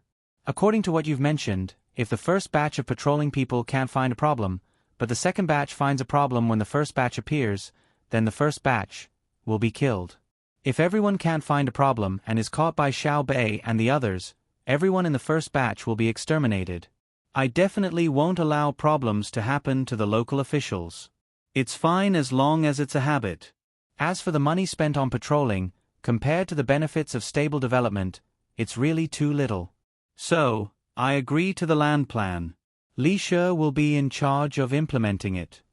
Yes, Gao Li-Shi replied. When Wang Ju heard that the matter was decided so easily, he pondered about the issue of patrolling and advised, Your Majesty, the local officials have many tricks. The patrolling people might not be able to see through them. Isn't it too heavy to exterminate them directly? Heavy? It's not heavy at all. I'm just choosing people from the local officials to be patrolling people. It hasn't been long since I started, so I haven't found the time yet. In the future, I will test the patrolling people and test their various tricks. Whoever can come up with a solution that others can't solve will receive a large amount of rewards. For example, if a county magistrate suddenly thinks of a good idea to embezzle 10,000 strings of coins without anyone finding out, I will send a decree every month to recruit capable people. As long as he, the county magistrate, can tell his method, I will reward him with 20,000 strings of coins. To deal with the local officials, we must use the local officials. Usually, the people who are chosen to be patrolling, other than patrolling, their other work is to think of various methods. Tell me, if they can't find a problem, won't it mean that they are not diligent? Li Longji also explained his plan and looked at Zhang Xiaobao proudly. Zhang Xiaobao had never told him about such a reliable method. Your Majesty, first of all, the county magistrate will receive more. Why don't we let him embezzle? Second, in the future, the local officials will realize that it's better to think of different methods than to embezzle directly. All of them will think of different methods. Wang Ju was still worried. Wang Qing, you're not like the past you. You used to be so smart, so why have you become so stupid now? Li Longji was puzzled. A county magistrate may receive more, but his method can be used in many counties. In the future, the other county magistrates won't be able to use this method. As for the second point, it's not that easy to think of different methods. If you spend all your energy on thinking of different methods, you will lose your political achievements. When the time comes, you will be held accountable. It's not that there won't be any loopholes, but as long as you continue to improve, it will become more and more difficult to find loopholes. Not everyone is that smart. Only then did Wang Ju react. He raised his hand and rubbed his temples. He had also been affected by the words of Zhang Xiaobao and Wang Wan and lost his calm. The main reason was that he had been mentally unstable for the past 2 days. He nodded and didn't say anything else. Instead, he prepared to listen quietly and let himself recover. Gao Li-Shi stood up and walked to the door. He gave some instructions to the people outside. He had to first clarify the issue of land and how much land each family owned. Otherwise, there were still many situations where the land was fake. Once the news of the contract was released, the people who owned the land would probably take it back. As for what they would do, there was no need to worry about it for the time being. When Gao Li-Shi returned and sat down again, Wang Wan brought up another matter. Your Majesty, I've discussed with Xiao Bao. In the future, we won't give the officials land. Instead, we'll just give them money.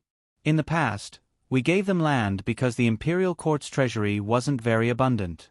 However, we still need to let the officials do their work. If we don't give them land, the officials won't be able to survive. Now that the imperial court has more money, we don't need to continue giving them land. On one hand, it's good that the children of the officials don't like to do business. In the future, we will have to think of ways to control it. Otherwise, it'll be easy for the local officials to seek benefits for their children.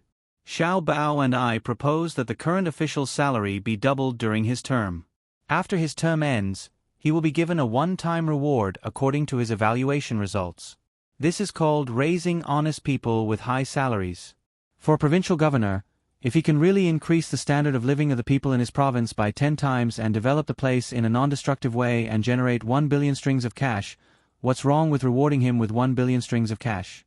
Zhang Xiaobao also cooperated and said, Not allowing the officials to hold a post in the local area can be postponed. After all, if they don't hold a post in the local area, they won't understand the situation in other places. In fact, Zhang Xiaobao also wanted to say that in the future, the local officials should be like Sanshui County. Whoever could become a local official wasn't appointed by the imperial court, but by the willingness of the local people. However, after considering the current political system, he felt that it was too early, so he stopped. Li Longji didn't directly agree this time. He still had to discuss with the other officials and see if they wanted money or land. The former was easy to handle. Money could be earned. If it was the latter, then he would have to discuss with Zhang Xiaobao and Wang Wan. How could he let the officials voluntarily give up land? During this process, he had to use Zhang Xiaobao's ability to deceive people. He had to make the officials feel that if they asked for land, their losses would be many times greater than if they asked for money. That way, there was no need to force them. They would ask for it themselves. The main method was to lower the value of the land and, at the same time, not harm the people who worked there. Xiaobao, Cuckoo, I want to send a report back to the capital and wait for the results. Speaking of the problem of using money to replace land, as well as the problem of raising honest people with high salaries, I believe that they will be willing to pay more for the latter. I think that if we don't come up with a solution, they will want both money and land, haha. Li Longji felt that he could also think this way. Who didn't want to take advantage of the situation? Zhang Xiaobao also laughed and said, "We'll listen to your majesty." What do you mean listen to me? It's always you and Cuckoo who come up with ideas. I'm just the one who sets the ball, but the case, the ball, and the clubs you use are all mine. Li Longji corrected him. Wang Ju understood now. The so-called case referred to the Tang Empire, and then the emperor let Xiao Bao and Cuckoo develop their relationship as if they were playing a game. Thinking of this, Wang Ju was very surprised. He finally knew how Xiao Bao and Cuckoo got along well with the emperor. The two of them didn't want power, but the emperor didn't do it. No wonder the emperor always supported the two of them. Thinking that his family would be richer in the future, Wang Ju said happily, "The problem of land in the Tang Empire will be solved. Everyone will have land to plant." That's great. Unexpectedly, as soon as he said this, Zhang Xiaobao and Wang Wan shook their heads at the same time. Zhang Xiaobao said, "The problem of land has not been solved. Now people are planting indiscriminately. They are not willing to change what they planted in the past. They always think that it will not be as good as what they planted now. In other words, they don't want to take any risks.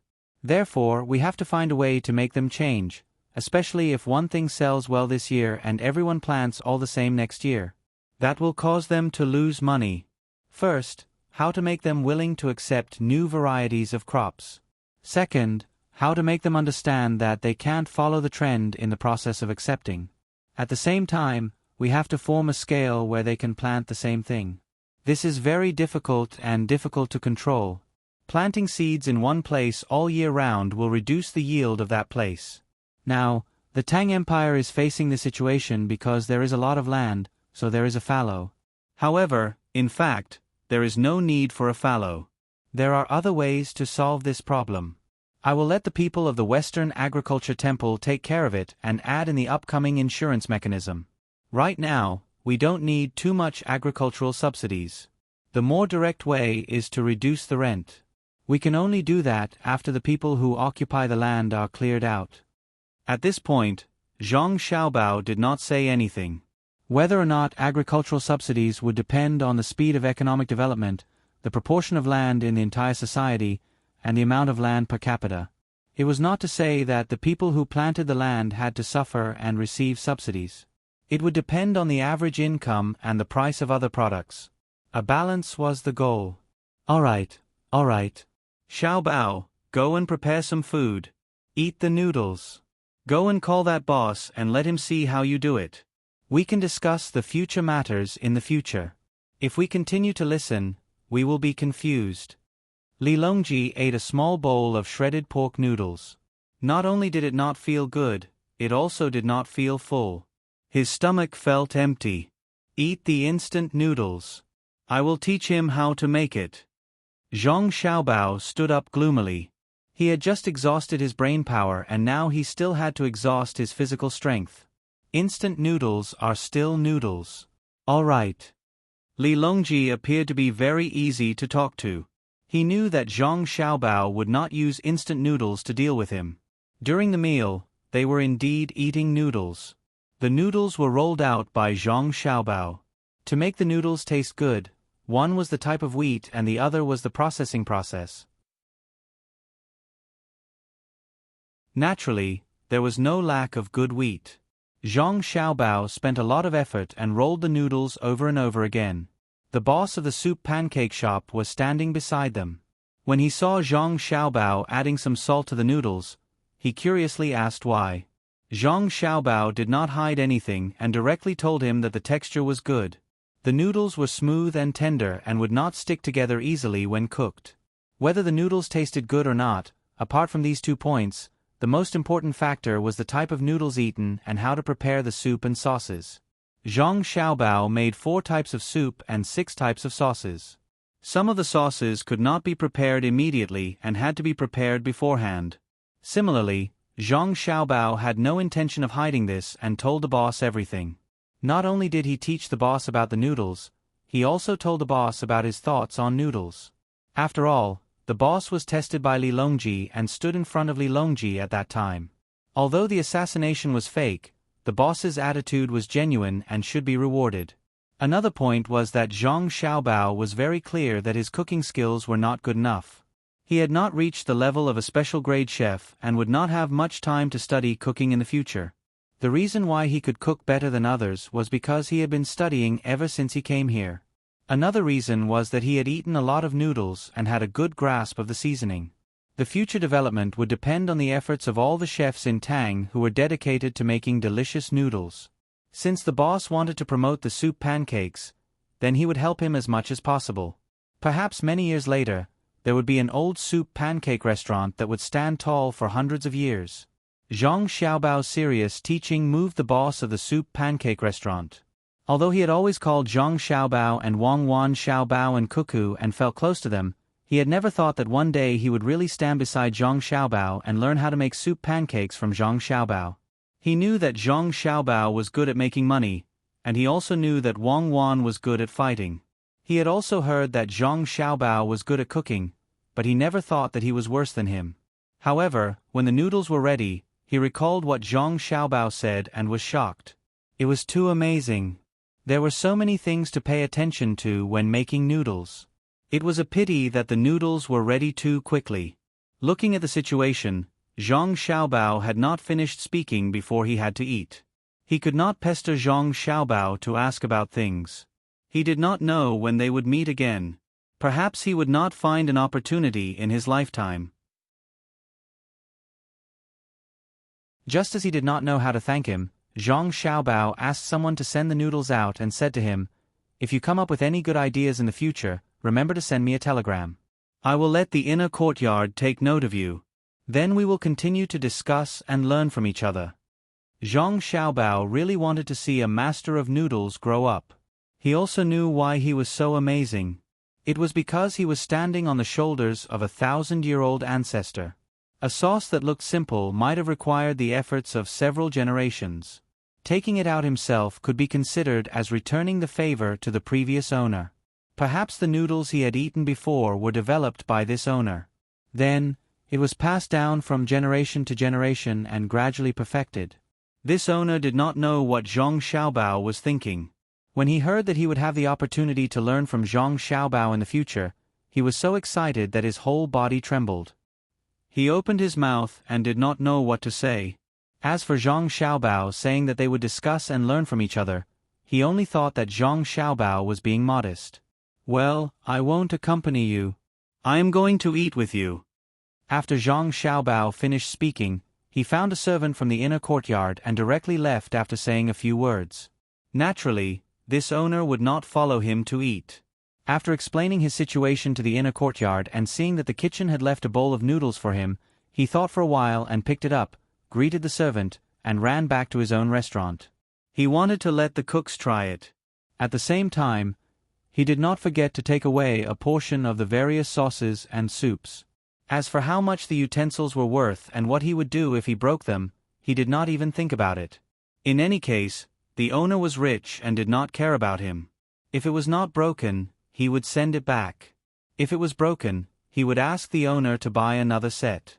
Early the next morning, Zhang Xiaobao had just prepared a light breakfast for his mother and mother-in-law and was waiting for them to eat. After eating a few steamed buns, he was called by Wang Ju to go fishing by the West Lake. Wang Wan accompanied her mother and mother-in-law to find a place to do needlework. She only did the embroidery for her mother and mother-in-law. As for the sewing place, she took over for them, afraid that they would accidentally prick their bellies. Of course, that was just a saying. In fact, it would not be a big deal even if they were to prick their bellies. It would be painful if they were to prick their bellies. There was even a thread behind the needle. She had never heard of anyone being prickled badly. However, at this time, children were precious. From the moment they had children, they had to be careful. This referred to the wealthy. As for ordinary families, many women even gave birth while they were still working. But there was nothing that could be done about it. A person was a labor force, and only after Zhang Xiaobao and Wang Wan began to implement free medical treatment with Li Longji did the situation improve. This was especially so now that the Great Tang was helping to raise children, and the Great Tang's population was rapidly increasing. Jiang Wang clan looked at Wang Wan, who was earnestly doing needlework, and said with a smile, "The later the child is born, the happier he will be. When you and Xiao Bao were born, our family was not as good as now. At that time, I was already 1 month old, so I didn't do anything." Don't be fooled by Zhuangzi. Sigh. Mother, I know. Even the landlord didn't have any extra food. I still had to save up some money to buy books for father to learn from the teacher. It was because of the hard work back then that we have today. Wang Wan said with a smile. At the beginning, when she was in a daze, she called mother-in-law. She didn't call Zhong father anymore. She felt uncomfortable, so she didn't call Zhang Xiaobao father. Instead, she called him Zhang Xiaobao and Zhang Xiaobao. Wang Wan's mother also said, "It's not us. It's all because of Xiao Bao's ability. Xiao Bao can make a lot of money. Not to mention ordinary people, even if the whole Tang Empire worked together, it still wouldn't be enough. You can't always bully Xiao Bao just because Xiao Bao dotes on you." Wang Wan's mother was already a rank 1 noble lady, but she still adhered to the original, traditional ideology. That was, a wife must take good care of the elderly, help the man take care of the family matters, and take good care of the children. Even though she knew that her daughter was no worse than her son-in-law, she still said that. Just like the Jiang Wang clan, didn't she still live a good life with the Zhang family? Jiang Wang clan naturally defended her daughter-in-law. She said, "Sister, you can't say that. You've spoiled Xiao Bao too much. There needs to be someone in the family who can control him. In my opinion, Cuckoo should look after Xiao Bao more often. Otherwise, one day, he will fly into the sky and abandon his mother. With Cuckoo around, if he dares to fly, she will shoot him down. Xiao Bao can't fight." Wang Wan's mother said with a smile, "Sister, you're the one who's spoiling her. As a mother-in-law, you don't control your daughter-in-law. Who knows, one day, Cuckoo will take over the power in the family and not treat you well. There's no need to fight for it. I'll give it to her now. Cuckoo is not that kind of daughter-in-law. When the child is born, I'll have to let Cuckoo take care of him. Even I don't feel at ease. Anyway, I can't teach a child like Xiao Bei." Jiang Wang clan said with a smile. She was not worried about the child at all. Whether it was food, clothing, or education, she was not worried at all. With Xiao Bao and Cuckoo, the child would only be better off. Wang Wan's mother also smiled and did not say anything. In the past, she was worried. After all, her daughter would eventually belong to someone else. If she had another child, they would not give the money to her child, especially the boy on her side. However, she later realized that it was impossible. Xiao Bao treated all his younger siblings the same. Moreover, even she did not know how much money she had at home. There was no need to worry that the child would not be able to live a good life without money in the future. Just a little bit of the family's money was enough for a child to establish a family by himself. The later the child was born, the happier they would be. Back in Luzhou, when the family was not as rich as it was now, Xiaobao and Cuckoo could build a big delivery room for their unborn siblings. Then, they immediately built a big house with agarwood. When the child in the womb was born, she wondered how much love she would receive. Wang Wan also said with a smile, "When the baby is born, Xiao Bao and I have decided to let Xiao Bei and the others take care of it. In 2 months, we'll let someone take a look. It's best if it's twins. The more people in the family, the better." At the mention of Xiao Bao, Jiang Wang clan remembered that her son had been dragged by her father to go fishing. She shook her head helplessly. "Xiao Bao is too much. He's busy all day, but he still has to go fishing." Xiao Bei and the others went to Jiang district by themselves. They're worried. "I don't know what's so good about fishing."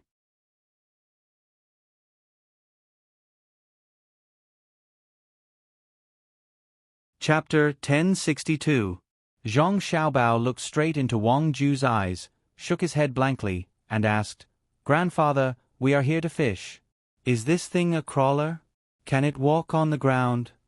As soon as he finished speaking, Zhang Xiaobao regretted it. Who was the other party? It was Wang Ju, a close official of Li Longji. How could he be an ordinary person? He had overdone it. Sigh, it was all Wang Ju's fault. Sure enough, after hearing Zhang Xiaobao's words, Wang Ju's joy faded a little.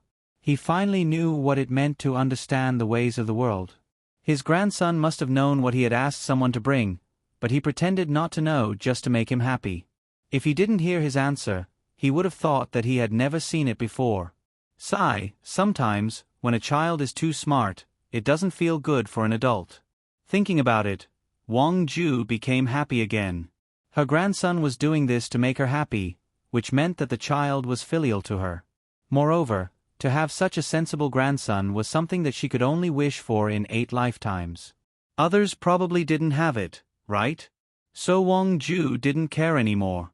He said to Zhang Xiaobao, "Since you know, let's throw it down and see. The bait you gave you has a lot of hooks, and you also need to put some on the tongue. It's best if it's a worm or a red worm in a small ditch. There's a place you need to hold down. Otherwise, if you touch the hook and the tongue, it will close its mouth. Hang stones in the net below. If you hang other things, they will fall into the water in the end. It's not convenient to salvage them." Okay. Zhang Xiaobao didn't continue to pretend to be stupid. He carefully looked at the wooden otter. According to Wang Ju, the bait should be hung and the bait should be put down. This was to attract different kinds of fish. Both of them were ready, so they put the bait down and waited for fish to eat it. If a fish touched it, the wooden otter would close its mouth and release the stone below. It would float up automatically. Seeing her grandson put the things down, Wang Ju threw in a few more fishing rods and said to Zhang Xiaobao, "Xiaobao, I almost forgot. You and Cuckoo are not ordinary people. Also, the Ministry of Works that you let Yongqing manage and the technicians in your family design are more advanced. In the future, if you encounter something like this again, tell me the truth. The more you know, the happier I, as your grandfather, will be. Xiaobao, tell me the truth. Did you use your skills to make this thing?" Wang Ju felt that with the technology Sun Tzu had, he could make better wooden otters, so he asked. Zhang Xiaobao waved his hand and replied, "Grandfather, how could I possibly make such a thing? This thing can only catch one fish at a time. I can play with it for myself, but I don't have much time to play with it. I have to think about things all day. Although I came here to fish with you, I also have to think about other things. It's either I don't make it, but as long as it's something that Cuckoo and I make, it will definitely be something that the people of Tang Empire need. We also made tools to catch fish, but not just small things like this. We put big things on the fishing boats. They can help with the fishing nets and make it easier for the fishermen to catch and collect the fish. If we do it for ourselves, that is truly for ourselves. If we do it for the people of Tang Empire, Cuckoo and I will be happy. We don't care about the world, but we care about what we can do for Tang Empire. Compared to how many fish we can catch, a word of gratitude from the people makes us feel more comfortable. Selflessness is selfishness. I haven't seen true selflessness. Even if you don't leave your name when you make something, it's because as long as you think about how much help your product can bring to others and feel gratified, that's the embodiment of selfishness. It's just that one kind of selfishness brings benefits to oneself, while the other selfishness brings benefits to others. There's nothing wrong with selfishness. What's wrong is whether you belong to the former or the latter. Wang Ju listened to her grandson's words and then looked at the third wooden otter that had not been baited yet. She suddenly felt her face heat up. She thought to herself, no wonder His Majesty gave me the cold shoulder and valued Xiao Bao and Cuckoo. She was just an opportunist who helped His Majesty seize power. Xiao Bao and Cuckoo were the ones who were truly magnanimous. They might have flaws and all kinds of small problems, but the people of Tang Empire approved of them because of their persistence and sincerity in the matters of Tang Empire. Just like how Xiao Bei refuted Shan Feng, who had come looking for trouble and wanted to attack Xiao Bei and the others, his meaning was very straightforward. He said, "Don't put ethics and morals on me. I'm not a saint. This is all I can do. I'm doing it, and I'm working very hard. As for what I did wrong, it's wrong. I'm willing to take responsibility. I have a good brother and sister, but you don't. With the help of my brother and sister, I can help others. As for you, you can only be a mountain village man. You can just be a good village man. Why do you have to question me?" She had originally wondered why Xiao Bei and the other children were so direct, but now it was clear that their brothers and sisters were the same. The strength and calmness in their bones, and then they brought benefits to the people, were what the people liked the most. They were not something that a noble man full of benevolence and righteousness could compare to. The people admired morality, but what they needed more was rice. The people needed benevolence and righteousness, but what they needed more was invincibility. And what Xiao Bao and Cuckoo were doing was what the people needed. One was improving their lives, while the other was conquering the world. Thus, the emperor did not need someone who would rebel. What he needed was someone who could stabilize the country. Everything was that simple. Wang Ju finally understood why she was alienated. It was because she did not immediately change. At the same time, she also understood why the emperor appreciated her. It was because of her relationship with Xiao Bao and Cuckoo. Xiao Bao was her grandson, and Cuckoo was her granddaughter-in-law. If she was still the same opportunist as before, then there were two possible situations. One was that Xiao Bao and Cuckoo would rebel with her, and the other was that the two of them would watch over her. This was the emperor's idea. In that case, the emperor's trust in Xiao Bao and Cuckoo had reached a terrifying level. Did the emperor believe that Xiao Bao and Cuckoo would not rebel with her? Zhang Xiaobao's words made Wang Ju think of many things. After thinking about it, the way Wang Ju looked at his grandson changed. He waved his hand, and everyone around him retreated. He asked, "Xiao Bao, if you and Cuckoo rebel, what will the result be?"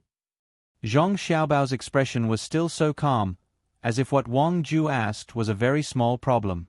He smiled and replied, "Then we will have to find a new emperor. It is very troublesome and not worth it. The people of Tang will also be at a loss for a period of time. A person's life has an end. Cuckoo and I do not want to waste years or even decades to restore the confidence of the people of Tang. It is not worth it. Grandfather, do you know? Right now, Cuckoo and I are developing Tang's industrial development in a very effective and direct way. If we do not take detours, it will develop very quickly. You will see that Tang's technology is developing by leaps and bounds. What Cuckoo and I need to do is to train talents. We have bypassed all the detours in the development process. We will make the researchers believe that there is absolutely nothing wrong with their research. In less than a year, you will see a new carriage. Carriage? Alright, let's call for a carriage. It will definitely appear, because Cuckoo and I know what it is. We won't let the researchers waste too much time on uncertain experiments. We will not let them borrow money and find investments for the materials they test. We have omitted this process. This is the super-industrial revolution that Cuckoo and I are building. Just like this fishing device you made. Just like you said, I know that, Cuckoo, and I know that it is too simple. It is just a few interactive links. It is not a big deal at all. But how long did you think when you made it? How many times did you fail? And in the Ministry of Works, failure is only due to the difference in the choice of materials and proficiency. It is not because the thing itself is wrong. Cuckoo and I will control the direction and thinking of the research. Zhang Xiaobao's meaning was extremely clear. Without making any mistakes, he and Wang Wan could make the great Tang develop its industry as quickly as possible, and then lead other industries along the way. Every day was very precious. They were not willing to waste years or even decades on the matter of who became the emperor. With that time, Tang would have developed to another level. Wang Ju was frightened by his grandson's words. He really did not know the progress of Tang's industrial development, but after hearing this, he finally had a general impression and expectations. He wondered what the carriage that could replace a horse would look like. How fast could it travel? Would it be able to travel on all the roads? A year would pass very quickly. He was about to witness the emergence of a new thing. Compared to the fishing device he made, the fishing device was more useful. After thinking about it, Wang Ju asked again, Xiao Bao, what if someone wants to rebel? Or is it someone close to you? Impossible. People close to us will never rebel, because they know that rebellion will interfere with my and Cuckoo's plans. Anyone who has such thoughts is not close to us, but an enemy.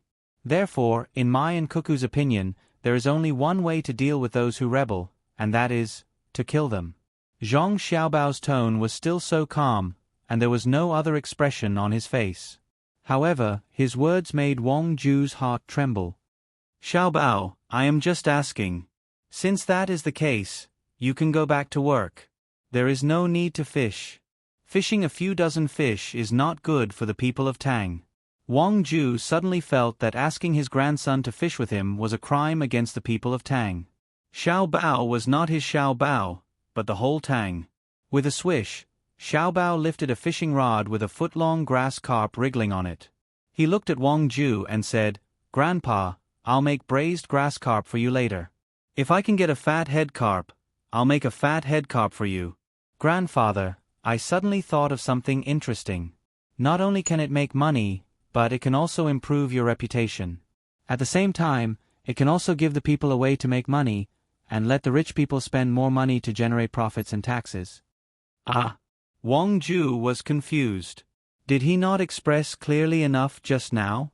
He said that there was no need to fish. Why was Xiao Bao addicted to it?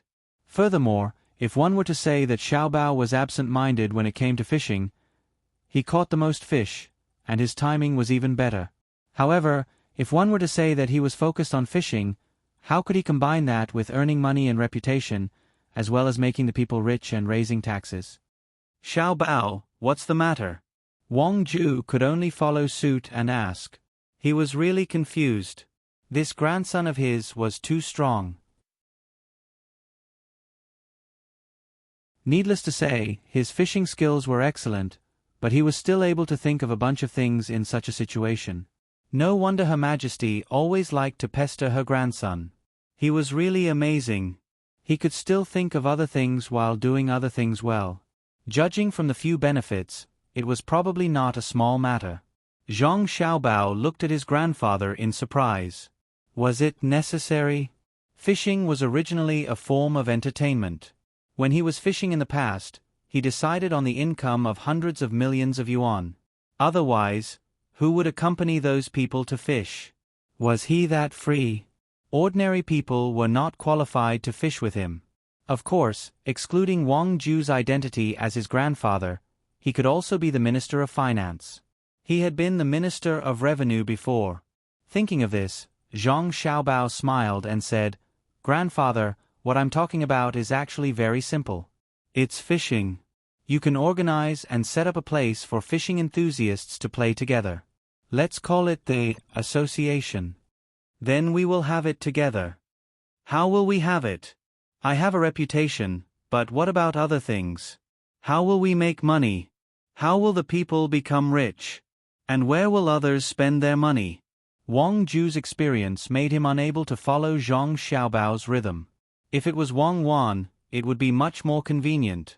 This was also the reason why Zhang Xiaobao and Wang Wan cared about each other. It was really difficult to find someone who could understand you.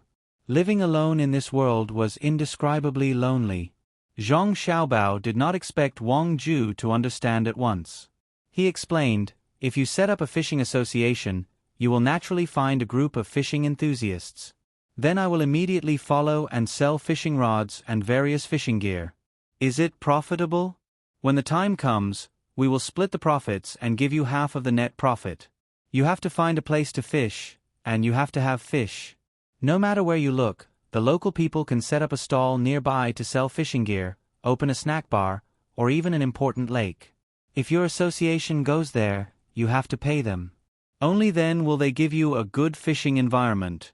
As long as there is a certain amount of money flowing, there will naturally be taxes. Whether it is transportation, processing, or pure entertainment provided by enclosed areas, especially fishing in running water. You have to sit on a raft, right? People usually charge 10 copper coins to ferry people, but they charge you 100 copper coins. Are you willing to pay? Yes, the people in my association don't lack money. You can just throw out a little bit and it will be more than 100 copper coins. Who will buy the fishing gear? Don't you know how to make it yourself? Wang Ju was very surprised. If others make it themselves, not only will it be a waste of time, but they will also not be as professional as me. Grandfather, let me show you my fishing gear. I have prepared this big box long ago. The things inside are divided into running water fishing and dead water fishing, sea fishing and river fishing, stream fishing and lake fishing, stream fishing and rock fishing. Even if it is the same place, different rods and baits will be used to catch different fish. There are also different techniques. In addition to the basic fishing equipment, there are also auxiliary equipment, such as chairs, tables, pole erectors, and so on. There are countless of them. I only brought a little bit in my box. As Zhang Xiaobao spoke, he laboriously dragged a big box next to him over. He opened the lid, and a variety of fishing gear appeared in front of Wang Ju's eyes.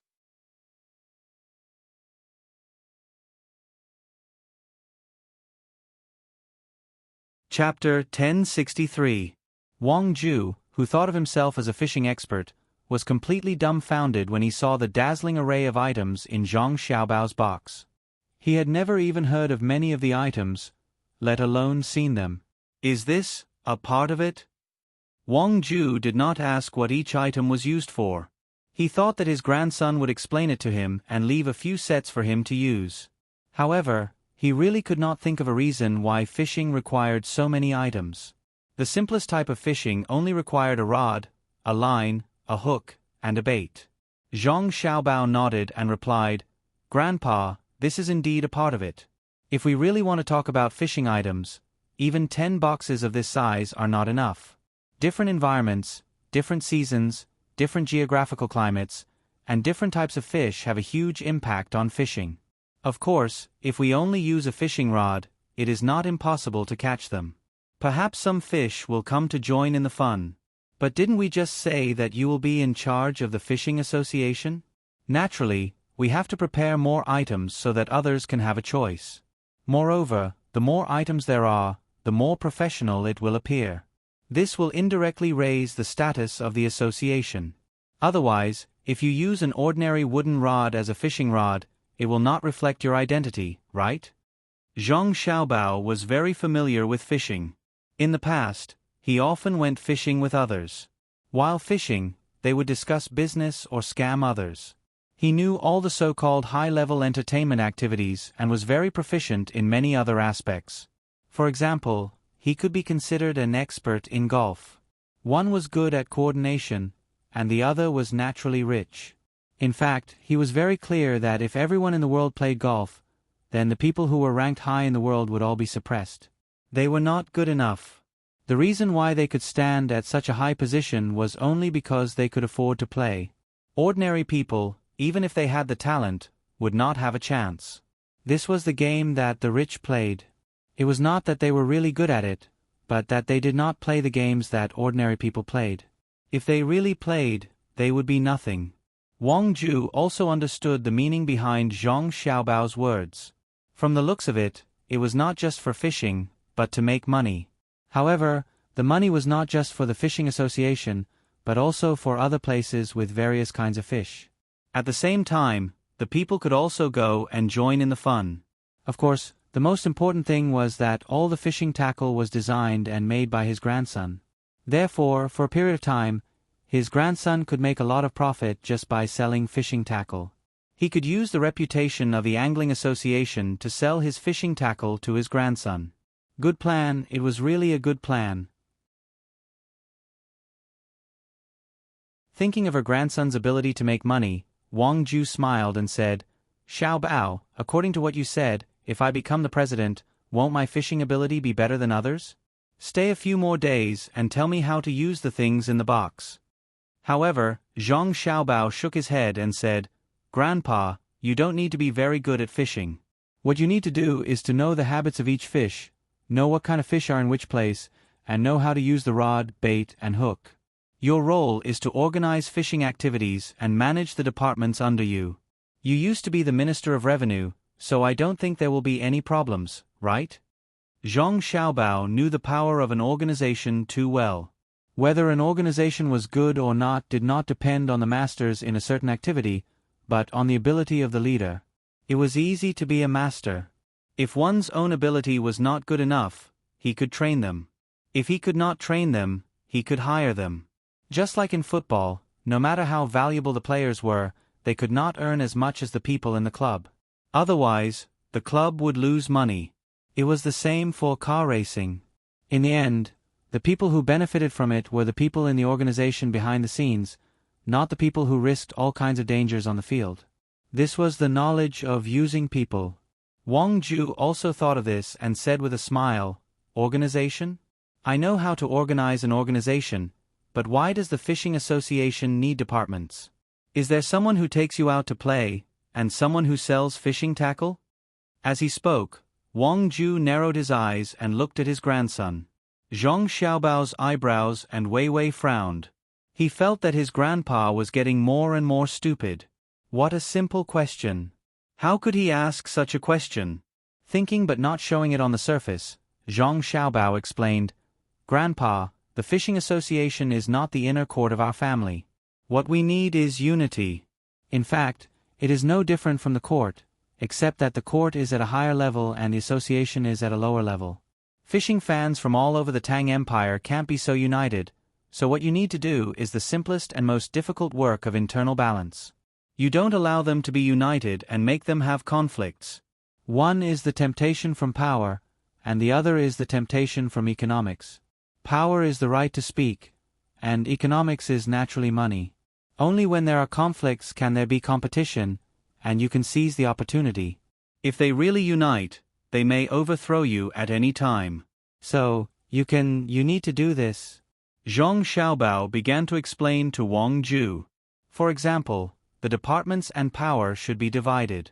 After all, it was a fishing association, and there was no need to be afraid that there would be too many idlers.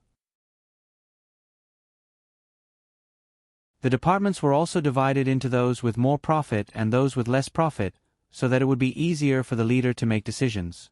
He talked about the managers who were responsible for fishing in the running water, the people who were responsible for fishing in the streams, the people who were responsible for organizing the staff, the logistics, and the auxiliary medical care, etc. He could even guide the subordinates to explore new fields, such as not only fishing, but also catching shrimps and turtles. He even told them some of the fighting skills of the subordinates. The more Zhang Xiaobao talked, the more he did not forget to pull the baited fish out of the water from the West Lake and put them in the net nearby. He let them live in the water until they were fresh when he ate them.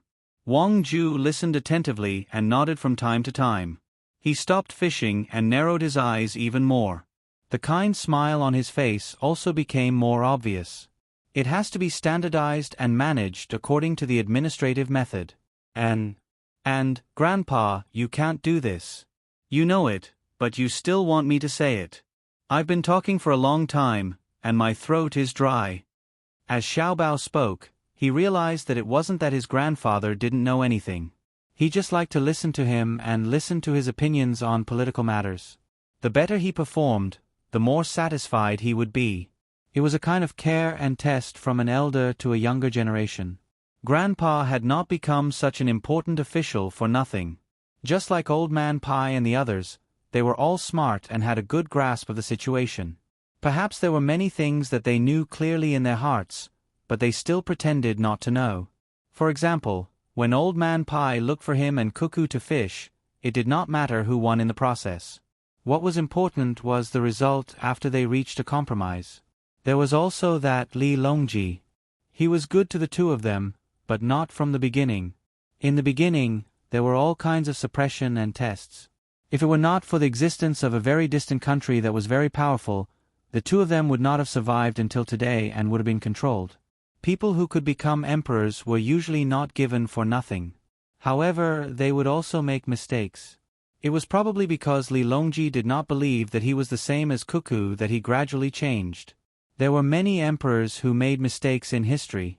Even the emperors of so-called democratic countries would make mistakes, but the art of struggle was not lacking. Thinking of this, Zhang Xiaobao could not accept it. He had said so many things to him, but in the end, it was just a test from an elder. Wang Ju chuckled. Xiaobao, don't blame Grandpa. It's just that the other children in Grandpa's family are much worse than you and Cuckoo. The younger children are also far behind Xiaobei and the others. Usually, I always want to teach them a lot of knowledge, including the political struggle you mentioned. They are afraid of me, so they want to learn, but they can't satisfy me. Now that you are here, shouldn't you make me happy? Okay, if you are happy, then what about the fishing association? Zhang Xiaobao said helplessly. Of course, I will be the president and help my grandson sell fishing equipment. I know that fishing is not like before. Before there was no fishing net, it was the ancient way of survival. Nowadays, very few people fish to fill their stomachs. It is okay to fish for prawns, but the big prawns are in special places. It is not easy to use a net underwater, so fishing for them is not easy. Now that there are fishing nets, who would still fish for food? Come, take out the tools in your box and tell me which one is suitable for the lake in front of me. Once I learn it, I can help you benefit the country and the people. To be honest, selling fishing equipment is not very important to me. You don't lack money.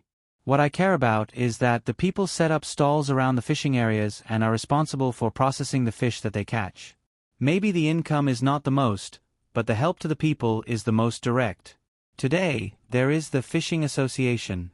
Tomorrow, there will be the Snooker Association. The day after tomorrow, there will be other associations. Every association brings some benefits to the people. When many associations are added together, not only does it enrich the Tang Empire's entertainment, but it also slowly changes the lives of the people. Just like the pear garden that His Majesty built. Do you really think that His Majesty built it for him? His Majesty saw that the people were rich and was afraid that other things would happen, so he built it.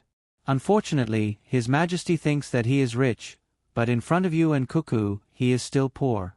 Who asked for industrial and agricultural technology to not be able to keep up. Also, there is the canal that has been in use and has been expanding. Back then, Yang Guang said that it was for him to play, but he is not that stupid. Playing is just an excuse. His Majesty is also playing, and he goes to every place with a purpose.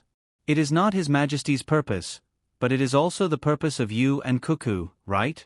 Wang Ju also said a lot of things.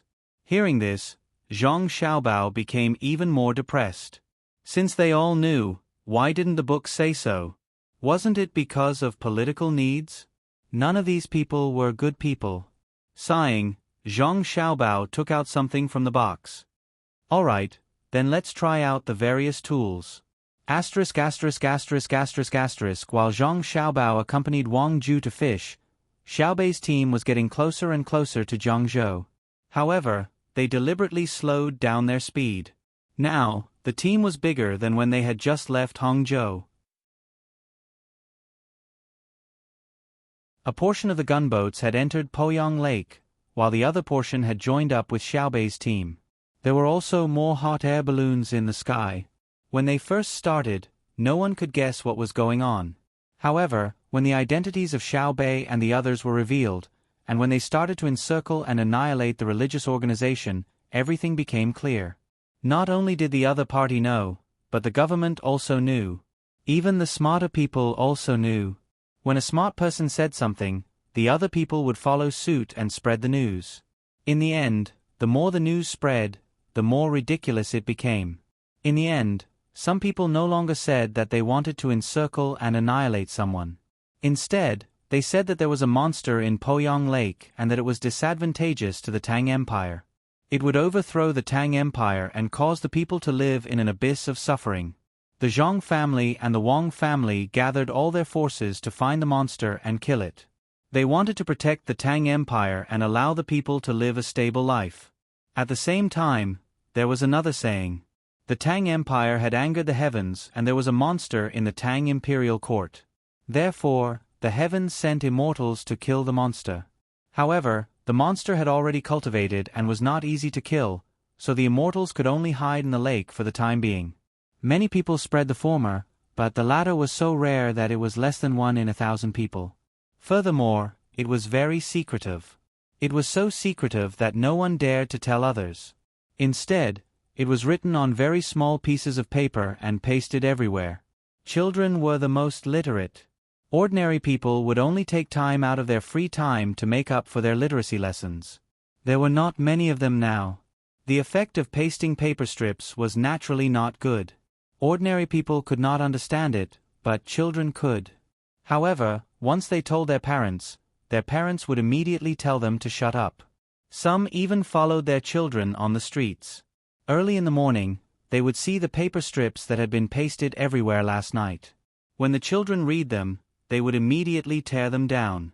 Ordinary people were not stupid. They could tell who was good and who was bad just by looking at their lives. Some ordinary people even spoke bluntly in places like tea houses. They said that the Tang Empire did not have monsters, but immortals helping the Tang Empire. Moreover, even if there were monsters, they were good ones. The immortals sent by the heavens were bad immortals. When the immortals in the mortal world saw that people in the mortal world lived better lives than immortals, they were jealous. As a result, when Xiaobei slowed down the speed of the team, there would always be many citizens on the shore during the day. They would bring local specialties and ask the fairies in the river to help deliver them to Xiaobei's boat for Xiaobei and the others to eat. They used this to express their support for the Tang Empire. Ordinary people would not talk too much like the officials. They used the most practical actions to tell the rumor mongers whose side they were on and who they supported. Rice noodles again? We can't finish them either. Did you pay? When it was almost noon, Xiaobei helplessly said to the inner courtyard as he looked at the items delivered by the ordinary people on the shore. We did, but the ordinary people were not willing to accept them. Look, a basket of rice noodles, if sold normally, would cost at least 15 copper coins. But in the end, the ordinary people who delivered the rice noodles only took 7 copper coins when we said that we would not take any money. It's not even enough to cover the cost, let alone the labor costs. Young lady, find someone else to be in charge of this matter. I think 6th Steward Wang is a good choice. Let him do it. I really can't stand it. Arguing with the ordinary people over a few copper coins is like fighting a war. The inner courtyard complained. He wanted to divert the trouble and did not want to do this work himself. Xiaobei chuckled and said, "It's the same no matter who does it. You work hard first. I'll discuss with them and see if they have any good ideas." After saying this, Xiaobei went to look for Xiao Yuan and the others. It wasn't until noon when they were eating rice noodles that they finally came up with a solution. That was to take out the things that were supposed to be sold at every bustling port on the road and exchange them with the people who sent them to the shore. The fleet had bought and sold along the way. Now, not only had they earned back the money they had spent, they even had a slight surplus. Most importantly, they had enriched the dining tables of the ordinary people. This was because the ships usually carried a lot of food, all of which were local specialties. Since the ordinary people wanted to give them things, it was better for everyone to take advantage of them. If they exchanged with the other party, they would earn a little in value, and the other party would not lose anything. If they did not exchange with the other party and instead bought the goods themselves, the price would be twice as high. This gave them an excuse to stall for time, allowing Hu Liang and the others to infiltrate the enemy's ranks more easily. Once the matter of the exchange started, the ordinary people were not willing at first. The person in charge explained that the fleet could earn money and even revealed a portion of the data. Only then did the ordinary people accept the proposal of the exchange. As a result, there were even more ordinary people waiting on the shore to exchange. Every family had local specialties that were not worth much. They took them out and sent baskets of them to the shore, waiting for the fleet to send small boats to transport them back and forth. This turned the fleet into a mobile market. Other than the local specialties, there were also handmade products. Xiao Bei and the others did not stop them. As long as they came from the shore to exchange, no matter what the other party took out, they would exchange it with them. Even if it was a stone, it was fine. Of course, until now, no one had used a stone to exchange for it. They were afraid that they would be beaten up by other people who wanted to exchange. A few days later, the fleet finally slowly entered the territory of Jiang District. As soon as they arrived, all the guards became nervous. They did not know what the other party would do. Xiao Bei and the group of children also stayed in the cabin and did not come out. Although it was a bit depressing, it was still better than being hurt by danger. They did not want to put themselves in a dangerous situation. This was also what Zhang Xiaobao and Wang Wan had always done. In the beginning, when their family only had Zhuangzi, they took out a portion of their money to protect themselves. They did not want to wait until they had earned money and status before accidentally dying. At that time, not to mention their situation when they had just become rich, even more powerful people could be assassinated. For example, Zhang Xiaobao once bought the life of a small country's prime minister and succeeded. Of course, it was nothing. Didn't many presidents of large countries die? Therefore, Xiao Bei and the group of children also learned from their older brother and sister. When there was a possibility of danger, they would do their best to protect themselves. They all stayed in the cabin to play with Pan and Wang Wan. At the same time, they settled down to study. When the ship reached the border of Jiang District, it did not immediately stop. The capital of Jiang District was in Xuanyang. They had to pass through the entrance of Poyang Lake and continue along the Yangtze River for a while. The speed of the fleet began to change. Sometimes, they would speed up at night, and sometimes they would even stop during the day. The place that they could reach in a day actually took them 3 days. On this day, there were even more ships coming and going on the river. The morning sun shone down diagonally. There were not only cargo ships on the river, but also ferries and slightly larger fishing boats. On the river, there were no small boats like the ones in Sanshui County. Otherwise, with the Yangtze River's speed and volume of water, as many small boats as there were, they would capsize. Even the slightly larger boats were not something that ordinary people could control. The ferries all moved diagonally. After leaving the shore, they moved in a diagonal direction. Furthermore, there were boaters. Xuanyang is in front, right? It is very lively. I see a lot of people walking back and forth. I can't see if there are any officials coming to greet us. Xiao Bei held a telescope in his hand and ran to the uppermost cabin on the 4th floor. He opened a very small window that was not made of glass and carefully looked forward like a thief. As the capital of Jiang District, which had Poyang Lake, Xuanyang's dock could not be deserted. If the sound of the river water hitting the ship was a little quieter, the ship could even hear the noise of the dock. Xiao Yuan also held a telescope and looked there. He said, "I hope that there are no officials coming to greet us. Who knows if there are any dangerous people among them? Brother and sister have already told us to be very, very careful. I'm scared to death." It's possible that all the officials in Jiang district have been bribed by the other party, even the other party's core members. If the officials come, we can't not meet them. What if they put a grenade in their stomach? Nonsense. How can a grenade be put in the stomach? Why don't you say put a large cannonball in it? I reckon that if they want to put explosives, they just need to buy a bunch of fireworks and wrap them around themselves. Then, they will be found after a search. If they want to see us, they have to go to another ship to take a shower and change clothes. Xiao Bei did not believe that anyone could put a grenade in their stomach. It was too big to fit in, and it was so heavy. Not necessarily. There are many capable people in the world. Either they bury explosives somewhere, such as the dock, and wait for us to go up. Then, they will light it up. With a boom, we will fly. Xiao Yuan had nothing to do, so he and Xiao Bei were discussing how to assassinate. At this moment, the inner courtyard member who was accompanying them said, "If they can really get explosives, it means that they have their own people in the army.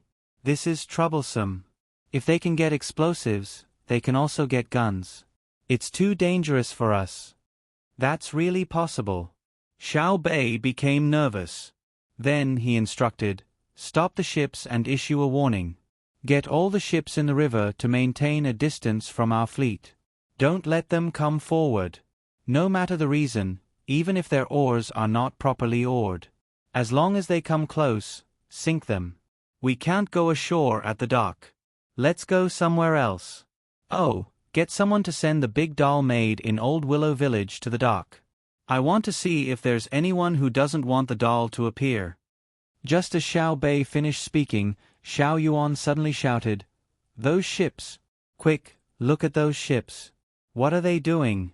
They are approaching us. There are even banners on them. Quick, see what's written. No matter what's written, don't come close. If you do, sink them. Quick, send someone to shout. No, don't send anyone over. Use the loudspeaker. Even if it's to welcome us, don't do it." When Xiao Bei heard Xiao Yuan, he looked over. Indeed, there were about 20 small boats with banners on them. They were approaching the fleet at a fast speed. They were upstream, so all they had to do was follow the water and go down. When the people in the inner courtyard behind heard this, they became nervous. They immediately ran outside. Before he could run over, someone on the ship had already thought of this matter. The loudspeaker's voice was broadcast. "All ships, listen up. Don't come close. If you do, sink them.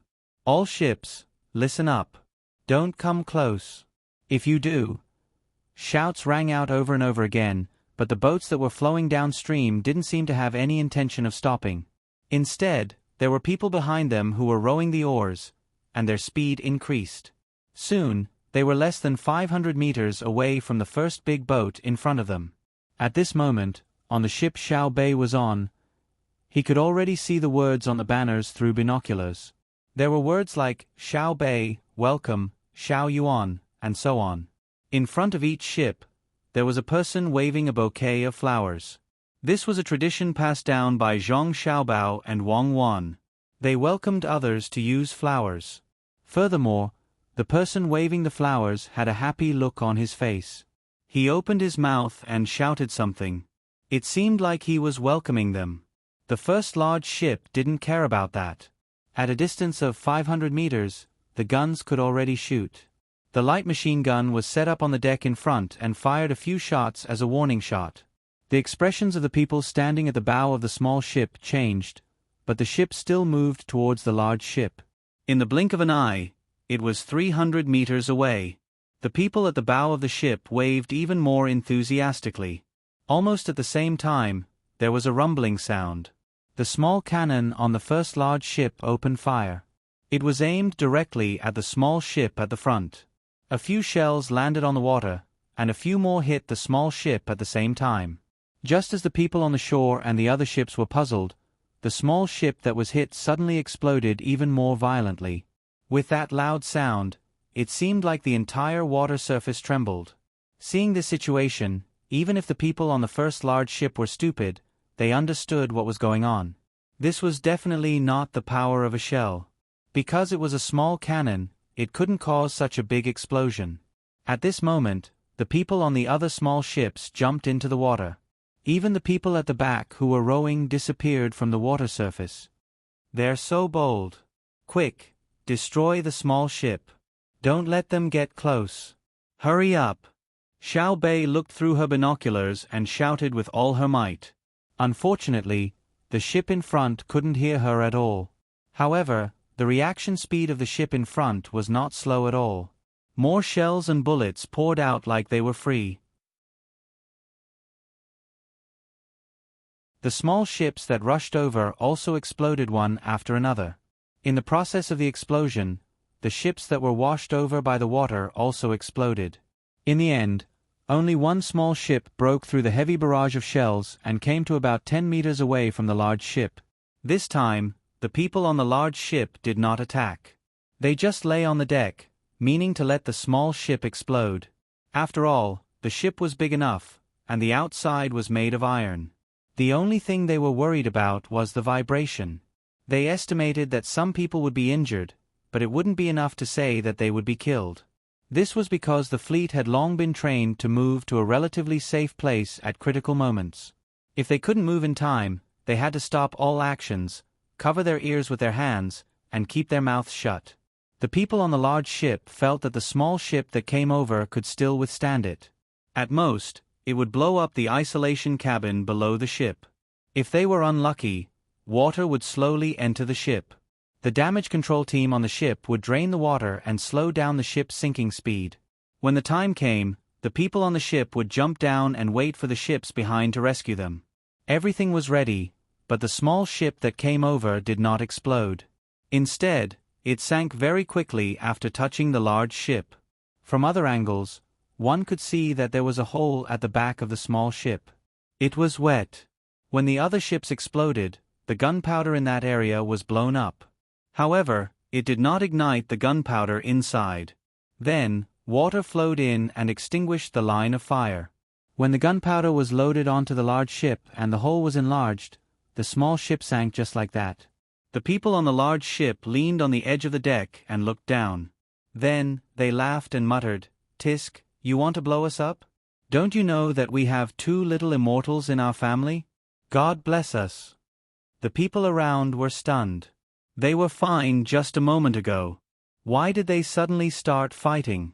And why were the small cannons on the Zhong family and Wang family's gunboats so powerful? When they hit the ship, they could blow up the small ship to such an extent. Why are they fighting? Aren't they here to welcome the Zhong family and Wang family? Why are the Zhong family and Wang family opening fire? On a ferry that was not too far away, but not very close either, there was a person dressed like a scholar.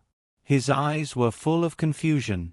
He seemed to feel that the Zhong family and Wang family in his heart had changed. However, someone beside him knew what was going on. He said to him, "What do you know? How can the cannonballs be so powerful?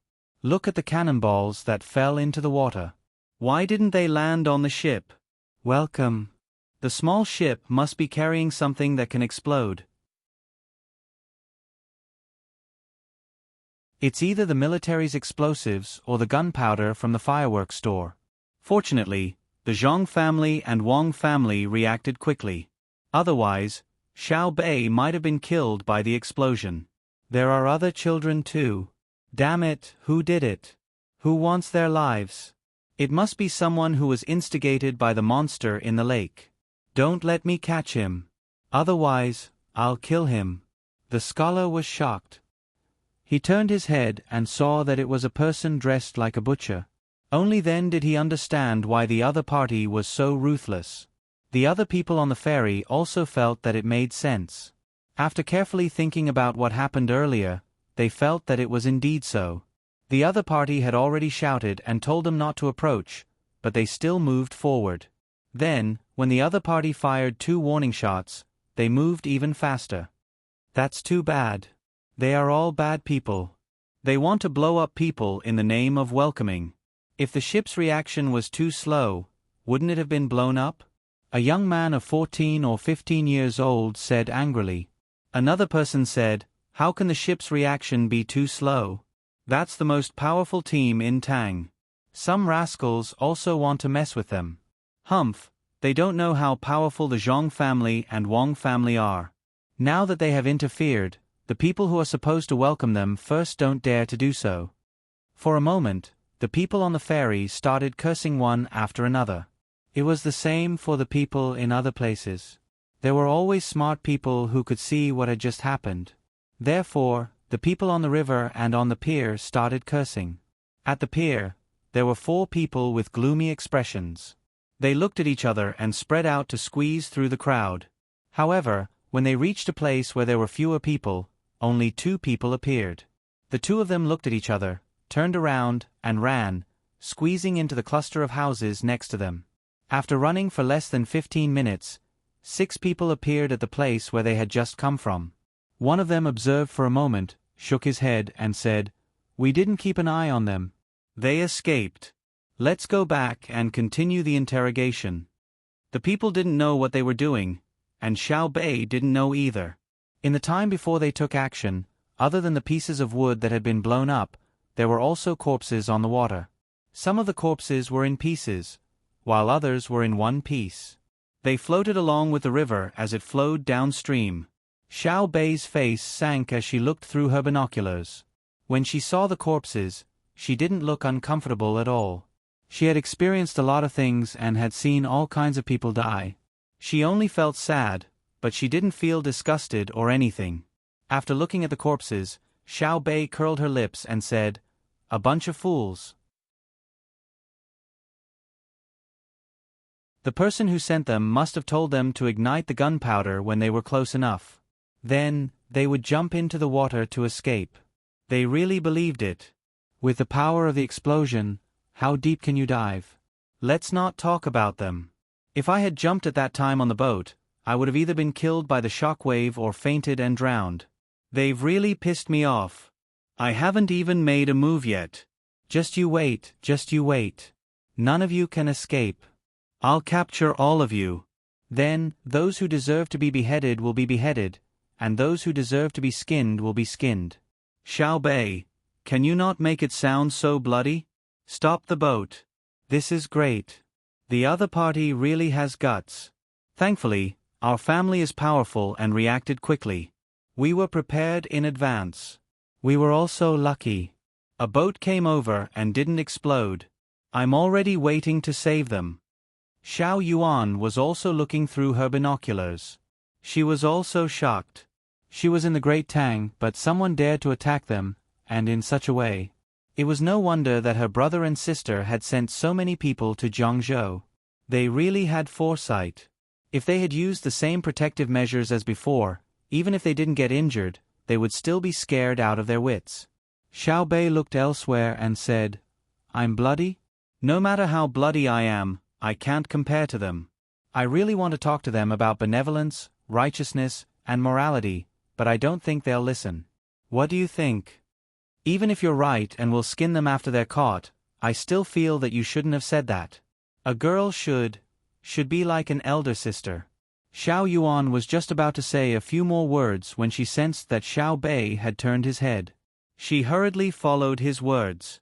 After being suddenly attacked, the fleet stopped and remained on the surface of the river. The surroundings were heavily guarded, and the people woven from willow branches were sent to the dock. However, Xiao Bei no longer felt as oppressive as when he had first arrived. On the contrary, he felt very oppressed. He should have been the one to strike first, but in the end, someone else had taken the initiative. While Xiao Bei was uncomfortable, there was another person who was even more uncomfortable. That was 3 people in a single room in a restaurant in Xuanyang City. 2 of the 3 were sitting at a table, next to the window, while the other was facing the window. Several dishes were laid out on the table, as well as a bottle of white wine that weighed 2 jin. But the 3 had no intention of touching their chopsticks. Their eyes were fixed on the street below, as if they were searching for something, but also as if they were casually looking at the pedestrians. After a while, one of the 3 shouted, "Waiter, the dishes aren't ready yet?" Replying to a esteemed guest, "We'll probably have to wait a little longer." The dishes take a long time to prepare. The waiter poked his head out and then retracted his head. The person who had just asked the question was clearly very anxious. He whispered to the other two, "The plan this time doesn't require us to get rid of all of those evil creatures from the Zhang family and Wang family. We only need to blow up a few of their large ships and let them see our strength, so that they can continue to provide us with support." The other person picked up his chopsticks, looked at the dishes on the plate, then put them down again. Based on the faint sounds of activity coming from that side, there shouldn't be any problems. 24 ships equipped with dismantled fireworks and the medicine inside. As long as we stick to one of their ships, a single explosion will blow a hole in it. I know that although the outside of those ships is made of iron, the inside is still made of wood. It's not easy to make a ship that's made entirely of iron.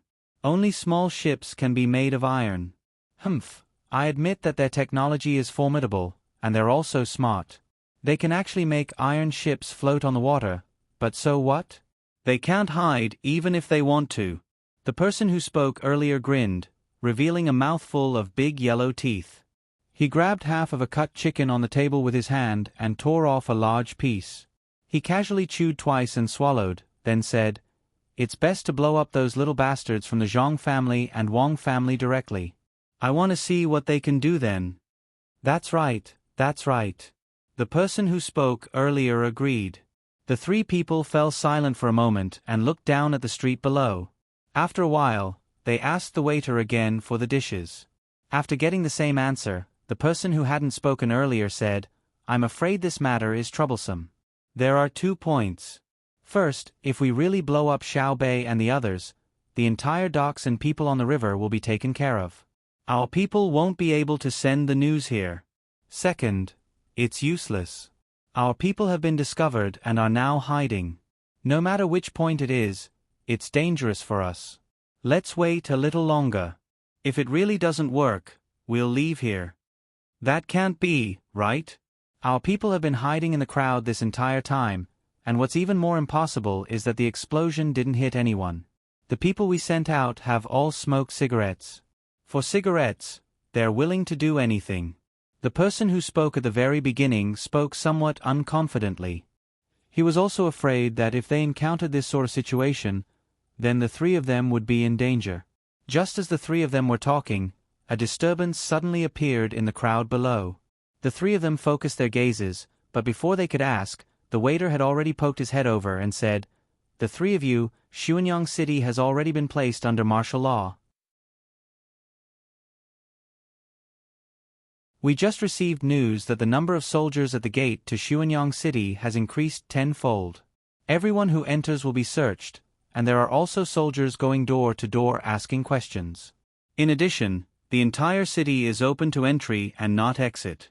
Would the three of you like to eat somewhere else? I reckon that the dishes won't be served." The waiter's words made the three of them stare blankly. They looked at each other and realized that their clothes were instantly drenched in sweat. How could that be? For the sake of an explosion, they actually dared to offend the entire world? The person who spoke at the very beginning exclaimed in shock. This was Xuanyang, not some ordinary small city. Didn't the Zhang family and Wang family say that they were always concerned about the common people? If they really did as they were told, just how great of an effect would the local area receive? Moreover, this had always been a struggle in the shadows. To be more precise, the intelligence agents of the Zhang family and Wang family had never openly appeared to arrest anyone. After saying this person revealed a delighted expression. Could it really be that Xiao Bei and the others were all killed by the explosion? Otherwise, why would the Zhang family and Wang family put on such a display? Fine, are we going to withdraw or not? The other two people prepared to stand up. Just at this moment, another waiter ran up from below, leading a person with a dusty face. The moment he entered, he said, "The dishes are here, they've been directly delivered." The three of them simultaneously turned their heads and asked in unison, "How was it?" The waiter shook his head and shook his head. After taking a few deep breaths, he said, "It's over, we were all killed. Before we could even touch their ship, we were blown up by their cannons. One of them managed to get past with great difficulty, but in the end, it sank on its own and didn't explode. Of the 4 of us, I don't know where the other 2 went, while the other one split up with me. This place is dangerous. What? Didn't explode? 24 ships, but not a single one was blown up? Did they open fire? Could it be that your ships didn't put up a welcoming banner? One of them asked in shock. We did, but they used a loudspeaker to shout for us to stop. We didn't stop, so they attacked. They didn't give us the slightest chance. They all died. The people on the 24 ships should all be dead. The 4 of us split up and left. When we arrived at the rendezvous point, only 2 of us were there. The other 2 were probably captured by them, so we're already in danger. The person who came back said in a trembling voice. Ah! How could this be? They were actually that smart. They even dared to attack the people welcoming them. Weren't they afraid? It's already happened. What's the use of saying this? Let's go. Their people might come here soon. The restaurant has been exposed. Tell the people in the restaurant to retreat together. Quickly, those who can't escape should end their own lives. Don't drag us down. The person facing the window stood up and said, and immediately walked down. He turned around and said to the waiter, quickly retreat to all the hidden places we have. Tell the people there to retreat too, otherwise it's easy to be caught. Send out the secret signal. The other 2 people followed and walked down. The waiter said, we know. Take care. Soon, the entire restaurant's shopkeeper, waiter, and cook were all gone. The people eating didn't know about this situation until someone called the waiter a few times, but no one answered. When they came out to check, they found that the entire restaurant was almost empty.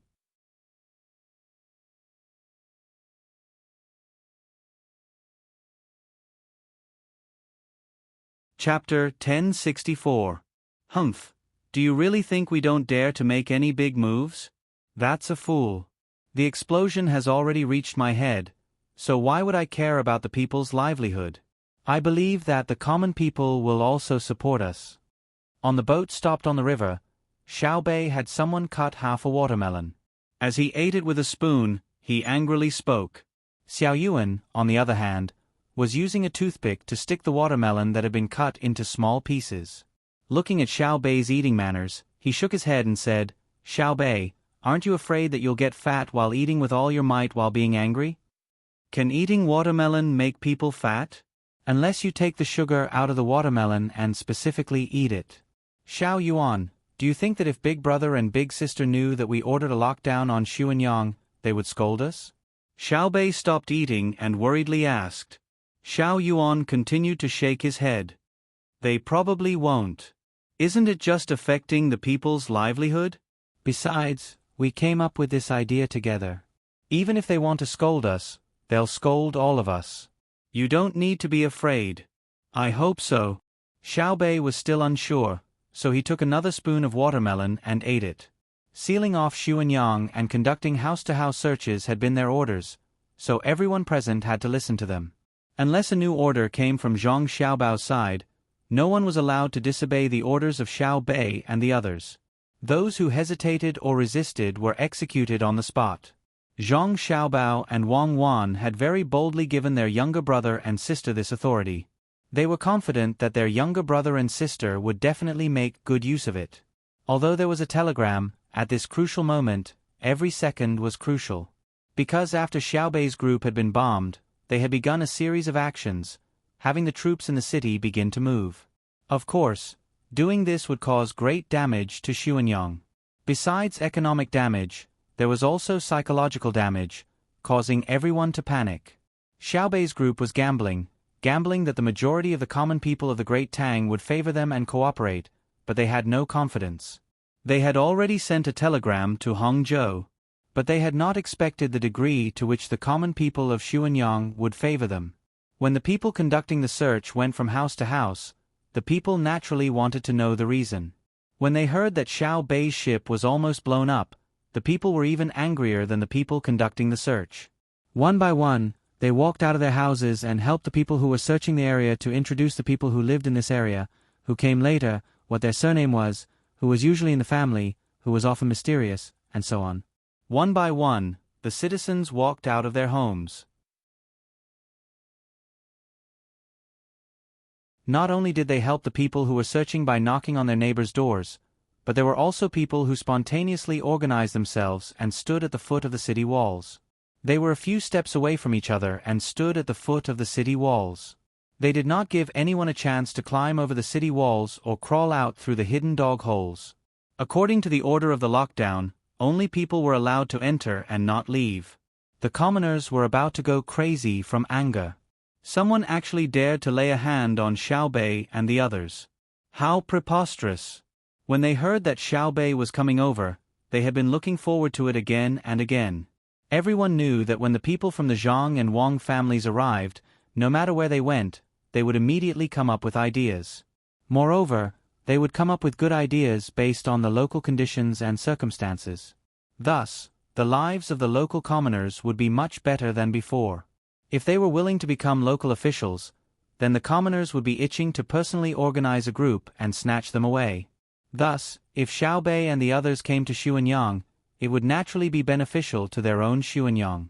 But now, before they even reached the shore, someone had gone to blow up the boat. Although no one had been injured, if Xiao Bei and the other children were scared off and blown away, who would come up with ideas to raise the standard of living in Xuanyang? This was what the commoners of Xuanyang City were thinking, and then the entire city began to mobilize. Needless to say, with the help of the people searching the area really did manage to capture quite a few members of that organization and were now investigating further. While Xuanyang was carrying out the entire search, Zhang Xiaobao in Hangzhou also received the news. In the past 2 days, he had been fishing with Wang Ju.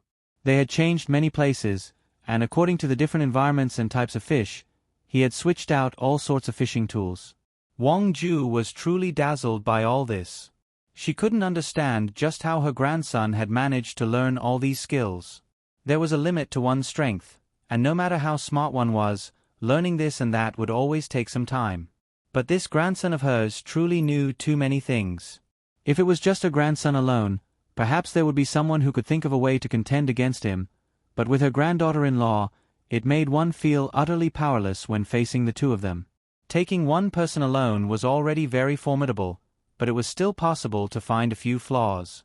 But when the two of them were together, they seemed to be perfect and unassailable. When one person made a decision, the other person would always voice out a different opinion. Then, they would discuss, supplement, or improve, and thus arrive at a result. No one was an absolute leader. Depending on the situation, the two of them would constantly switch positions. This was the truly formidable aspect. For this reason, Wang Ju would always beat around the bush, wanting to ask just what else her grandson knew. But just as she was about to ask, a telegram arrived. Wang Wan had personally ridden a horse to deliver it, her face a mask of indifference. Seeing Wang Wan like this, Zhang Xiaobao knew that something had happened. Throwing away his fishing rod, he asked, "What happened to Xiao Bei and the others?" Xiao Bei? Wang Ju was puzzled. How did Xiao Bao know that it was about Xiao Bei and the others? Just as she was puzzled, Wang Wan said, "They were blown up." "Did you catch them?" Zhang Xiaobao asked again. Wang Ju was even more puzzled.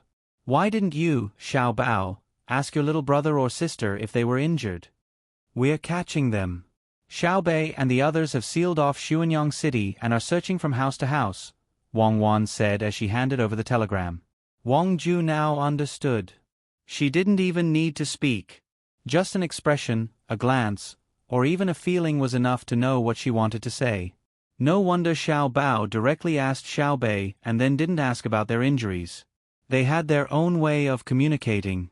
Hearing the two's question and answer, Wang Ju's heart, which had just been raised, calmed down. She also threw down her fishing rod and went to Zhang Xiaobao's side to read the contents of the telegram. As soon as she finished reading, without waiting for Zhang Xiaobao and Wang Wan to speak, Wang Ju began to shout. "They're too daring, actually daring to blow up my grandson and granddaughter's boat. Ah, if this was Hangzhou, I would catch them and skin them alive. Xiaobao, look at the news they sent. They were even worried that you wouldn't let them seal off Xuanyang. You can't talk about them. Zhang Xiaobao saw that Wang Ju was protecting his little brother and sister and laughed. Why not talk about them? So petty. You're worried about just sealing off Xuanyang? Come, pass down my order. Seal off all of Zhangzhou. If you report one person in the Jiangnan West Road, you can get money. If you report more than 5 people, you can get money. If someone from another country reports someone from another country, they can get money of tens of millions of strings. They can also choose 5 technologies from the Great Tang. The informant will not be held responsible. As long as he or she is not the mastermind, he or she will be exempt from punishment. Someone to the side received the order and left. Zhang Xiaobao continued, send a report to Xiaobei and the others. Tell them to kill at least 100 people. Anyone who participated in this operation but didn't take the initiative to confess, anyone who didn't report, will be killed. Hearing this, Wang Ju finally understood what Xiaobao meant. He was blaming Xiaobei and the others for being too cautious. Wang Wan now said to Zhang Xiaobao, it seems that we need to change our education. We've already been bullied to the point of being bullied, yet Xiaobei and the others still consider this and that. Our Zhang family and Wang family usually protect the common people, but at the crucial moment, we ourselves are being threatened. What are we worried about? When we need to be strong, we need to be strong. There's no need to explain anything to others, and there's no need to explain anything to others. At worst, we can compensate them after the matter is over. There's no rush. If we teach them wrongly and they start doing things with great fanfare in the future, it'll be troublesome. They're still children, so we can't treat them like adults. Interesting, truly interesting. The other side knows how to strike first and explode. Haha. I've decided. Once we catch them, we'll tie fireworks to their bodies one by one and then let them have a taste of what it's like to be blown up. We won't blow them up one by one. Zhang Xiaobao flatly said. Even though Wang Ju hadn't been in contact with his grandson for too long, he could still feel the anger in Xiaobao's heart. He then said, Xiaobao, we should blow them up. I suggest that the firecrackers shouldn't be too powerful. Just use small whips and blow them up bit by bit for a few days and nights. Even if they're injured, we can treat them before we blow them up again. What do you think?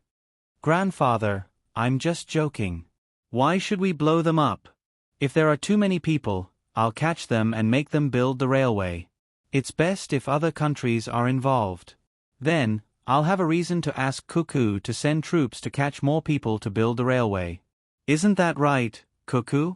Zhang Xiaobao smiled and said. He really didn't want to kill more people. If he killed them, then so be it. But who would do the dangerous work? The current safety technology wasn't in place. If the railway was built at a high speed without any regard for anything else, it would be almost fatal. Oh right. Catch them to build the railway. When the time comes, you should lead troops to catch Cuckoo. Wang Ju nodded in agreement. He had never taken a train before, but he had heard that it was very fast from the capital to Luoyang.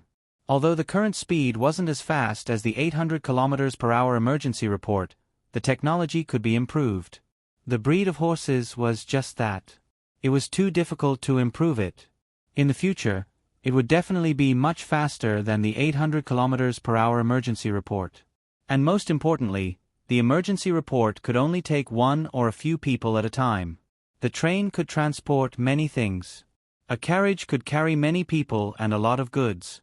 It was far from comparable to a horse. Wang Wan had a different idea. She said to the two of them, Grandfather Xiaobao, I won't directly catch people. If there's really a need for war, I'll directly attack their country's capital. I'll surround them outside and not attack in. I'll force their emperor or king to sign a contract. That's how much labor they send to our Tang Empire every year. Like slaves, they don't care if they live or die. They don't get any wages, and they don't have food or drink. I'll make them lose the hearts of the people. I'll make them use force to suppress their people to work. I'll make their people feel helpless and indignant. I'll make their leaders know that it's wrong, but they have no choice but to do so. I'm even willing to help them maintain their imperial power and provide them with weapons to suppress their people. I think this is a good idea. Zhang Xiaobao agreed and continued, I can also help. As long as they have money and are willing to come to the Tang Empire, as long as they buy enough things in the Tang Empire, I'll give them the right to do so. But I don't want their money. I only want minerals, food, and wood. Livestock and poultry are also fine. Even if they are officials, I will also help them and bring their families over, as long as they do what I ask. They dare to scheme against my brother and sister. I'll make their entire nation sink. It wasn't easy for me, Zhang Xiaobao, to finally have a younger brother and sister. They still want to deal with them. Humph, do they think I'm made of mud? Hearing the two of them speak, Wang Ju couldn't help but shiver. Killing people was just a matter of nodding their heads. Her grandson and granddaughter-in-law actually wanted to torture people non-stop. They wanted their rulers to take the initiative to force their people to do work that had a high mortality rate. What was the difference between that and forcing parents to cook their children? Eat their children? Their desire for revenge was too strong. Weren't Xiao Bei and the others fine? It was said that Xiao Bao and Cuckoo were very good to their younger brother and sister. Today she saw it with her own eyes. Xiao Bao, Cuckoo, since Xiao Bei and the others are in trouble, aren't you going to go over? Wang Ju saw that her grandson and granddaughter-in-law had no intention of leaving and asked. Zhang Xiaobao shook his head. We can't go over. Xiao Bei and the others have already gone, so let them take care of them. Children need to be raised bit by bit. My request for them is very simple. As long as they don't deliberately harm the common people and don't do something when they know it might harm the common people, then I won't care about them. The harm I'm talking about is direct physical harm, not economic harm. Economic harm doesn't matter. If any commoner suffers a loss, I'll help compensate. For every copper coin they lose, I'll compensate them 2 copper coins. In other words, if they steal food from the common people's fields, I'll condone it and compensate them. But I won't allow them to ride their horses on the streets. That will hurt people. Of course, I'm just giving an example. Usually, Cuckoo and I never teach them to do that. You can tell from their usual behavior what kind of education they received. Zhang Xiaobao explained to Wang Ju. In fact, there was something he didn't say. Jiangzhou was dangerous, but Hangzhou was not necessarily safe. If he were the other party, he would include Hangzhou. Therefore, he and Cuckoo had to guard Hangzhou. But he couldn't say it out loud. If he did, wouldn't he be saying that his grandfather, Wang Ju, was incompetent? Wang Ju didn't know what Xiao Bao was thinking. After hearing her grandson's words, she nodded and said, Indeed, Xiao Bei and the others may do something wrong. But if you say that they deliberately do bad things, then you're definitely falsely accusing them. They have always wanted all the Tang people to live a good life. So, you and Cuckoo will stay here? No, Cuckoo and I will leave at night. We'll take a boat and go against the current to the north. We'll act like we're heading towards the capital, Zhang Xiaobao replied.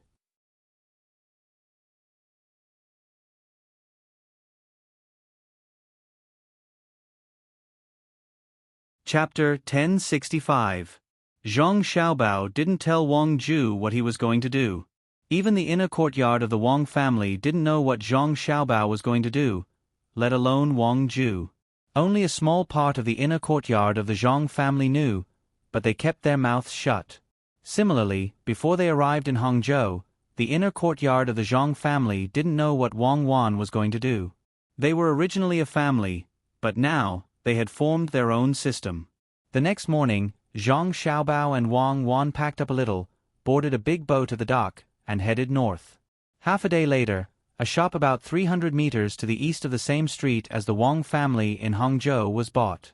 It was on the other side of the road, and the Wang family was diagonally across the street. The shop originally sold braised food, including chicken and pig. There was no braised beef. The business wasn't good, but it wasn't bad either.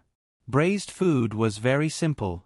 It was salt, Braised food was usually boiled in salt water. Later, Zhang Xiaobao specially made a few simple seasonings to make braised food. Most of the braised food shops bought the ingredients themselves and used them according to the recipe. Seasonings were also very expensive. Ordinary people wouldn't buy them all the time. After all, meat could be eaten in any way. There was no need to use seasonings to make braised food. That was why braised food shops were able to stock up. If seasonings were 50% cheaper, half of the braised food shops in Tang would have closed down. The main dish of the braised food shop was braised chicken and pig. Once a person ordered it, it would be cut into slices. It wasn't too salty, and it was just right for people with light appetites. People with light appetites would dip it in soy sauce, and people with sour appetites would dip it in aged vinegar. As for white vinegar and vinegar blended with ice vinegar, ordinary people couldn't afford it. The shop also sold rice wine and white wine. With the increase in grain production, there were no restrictions on making wine or raising pigs. Pigs didn't have to eat a lot of grain. There were people who often came to ask for a small plate of braised food and could drink 2 bowls of rice wine. When they came the next day, they found that the owner of the shop had changed. The original 3 people had become a couple, who looked to be in their 30s. The male host smiled whenever he saw someone. The female host maintained herself well and didn't look like someone who did heavy work all day. If it weren't for the 10 or so pockmarks on her face, she would definitely be a beauty. Unfortunately, she was guarding the counter with an abacus, pencil, and paper on it.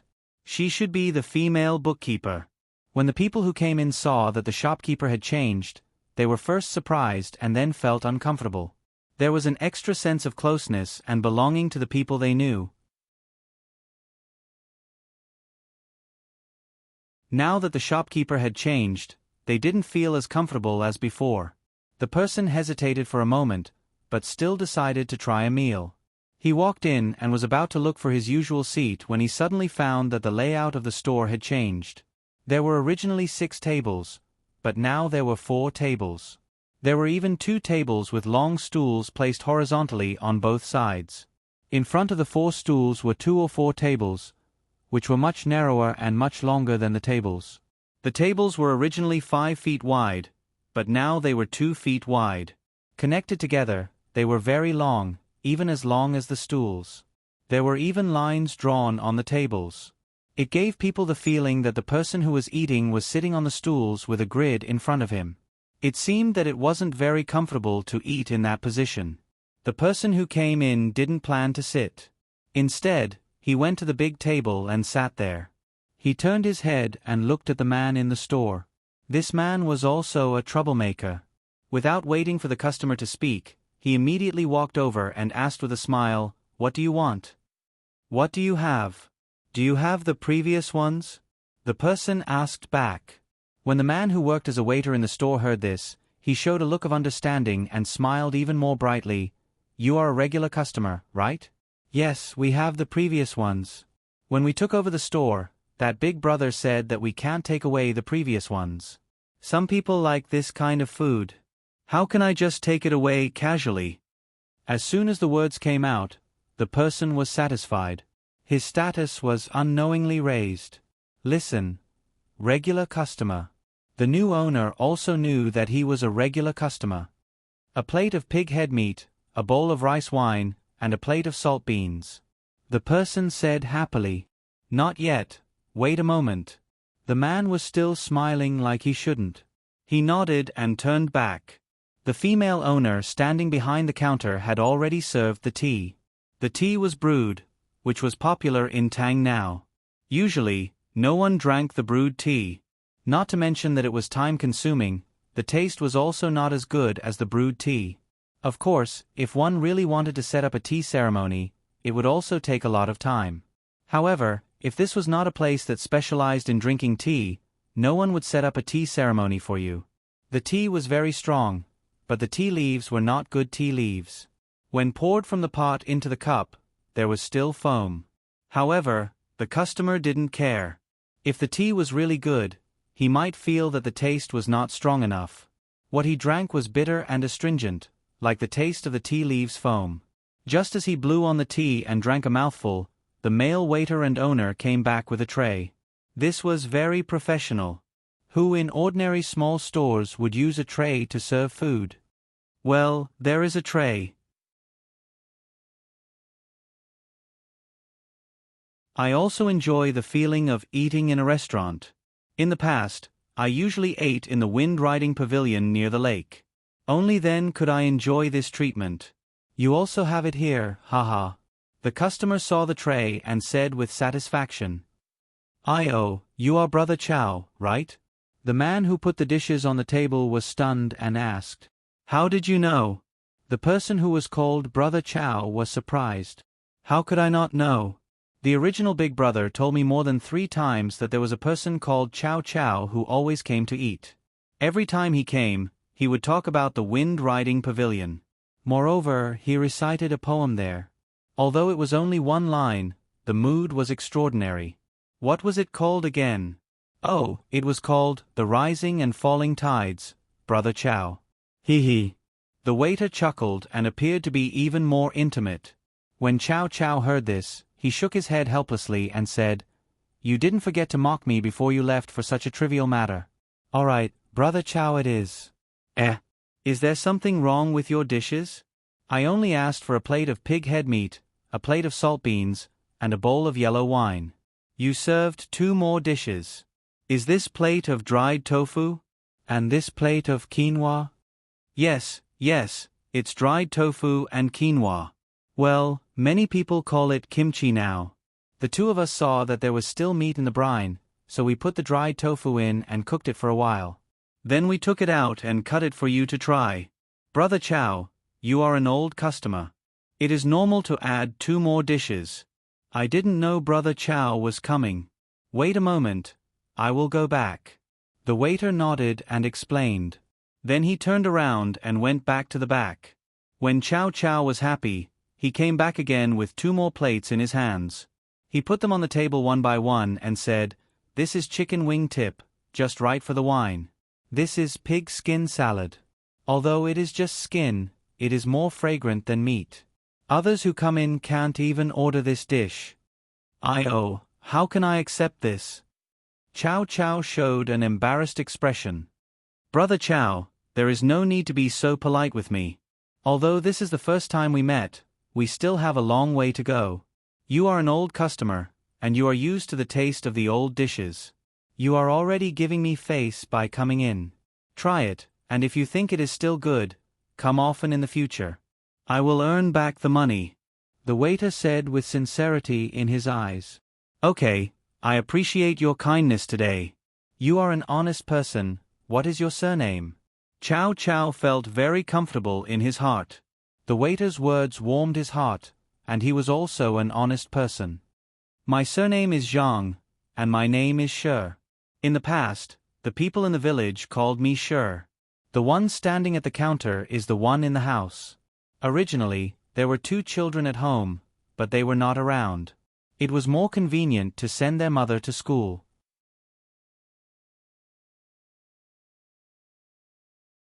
If they really came over, it would not be easy to take care of them. Try it, the restaurant has just been taken over." The waiter smiled and said a lot of things about himself. Even before Chow Chow asked, he also said it. Chow Chow found that the waiter was really honest. He just needed to report his household registration. Hearing the waiter, he picked up a piece of pig head meat, dipped it in the soy sauce on the plate next to him, and put it in his mouth to chew. After chewing twice, his eyes widened and he stopped eating. Then he quickly ate 2 more mouthfuls. At the same time, his chopsticks kept working. In the blink of an eye, 5 pieces of pig head meat were in his stomach. He suddenly turned his head and said in surprise, "Sure, you opened a small restaurant with this kind of skill? It's a waste of talent, a waste of talent. To be honest, this plate of pig head meat is not expensive for 20 copper coins." "How can that be?" "It's still the same price as before, 11 copper coins." "Brother Chow, don't flatter me. Don't I know my own ability? It's good that you can eat." The waiter, Zhang Shi, rubbed his hands embarrassedly and said, "It's more than eating. That's good, I didn't lie to you. Alas, It's a pity. If you really go to a restaurant, I won't be able to eat. With your skill, I will come here often in the future. I will also tell others to come and eat. Chow Chow said as he went to taste other dishes. Every time he tasted something, he was surprised. Brother Chow, you eat. The waiter said, turned around and went to the counter. He stood there without saying anything. In the end, Chow Chow drank 5 bowls of rice wine and paid the bill. He stood at the door and praised for a while before leaving. After he left, the waiter sighed. Seeing that it was still early, he guessed that no one would come in for a while. He went to the counter, pulled a stool and sat down. He said to the hostess, "Wife, how was it? Your husband's skill is good, right? Did you hear that? People say that the pig head meat is usually worth 11 copper coins, but your husband's dish is worth 20 copper coins." The hostess pursed her lips into a smile and said, "He might be able to endure it. My husband is still the best. He made a plate of pig's head meat and sold it for 20 copper coins. In the future, when Li Longji eats it, we will ask him for that amount." This is a little difficult. 20 copper coins is considered a high price. Li Longji is a poor ghost. Not to mention 20 copper coins, he can't even afford 2 copper coins. Just bear with it and treat it as helping the poor. Did you see my makeup?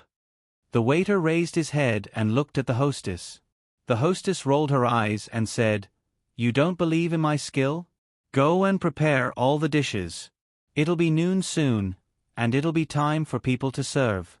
Don't be too busy. Every copper coin counts. Remember to mark the dishes that don't look good so that I can reduce the cost." People just praised you and said that you're an honest person. You can't lie and ruin your reputation. Yes, I will do it right away. Quick, it will be ready in a while. I can't help it. I am like this. I have good skills and I am an honest person. I will never lie. I am born to be bullied, and I will be bullied for the rest of my life. The waiter walked to the back of the kitchen while talking. The hostess asked, "Who are you talking about?" "Customer." "Am I not a waiter?" "I am a waiter, but I have to create opportunities for others. Do you think it is easy for me?"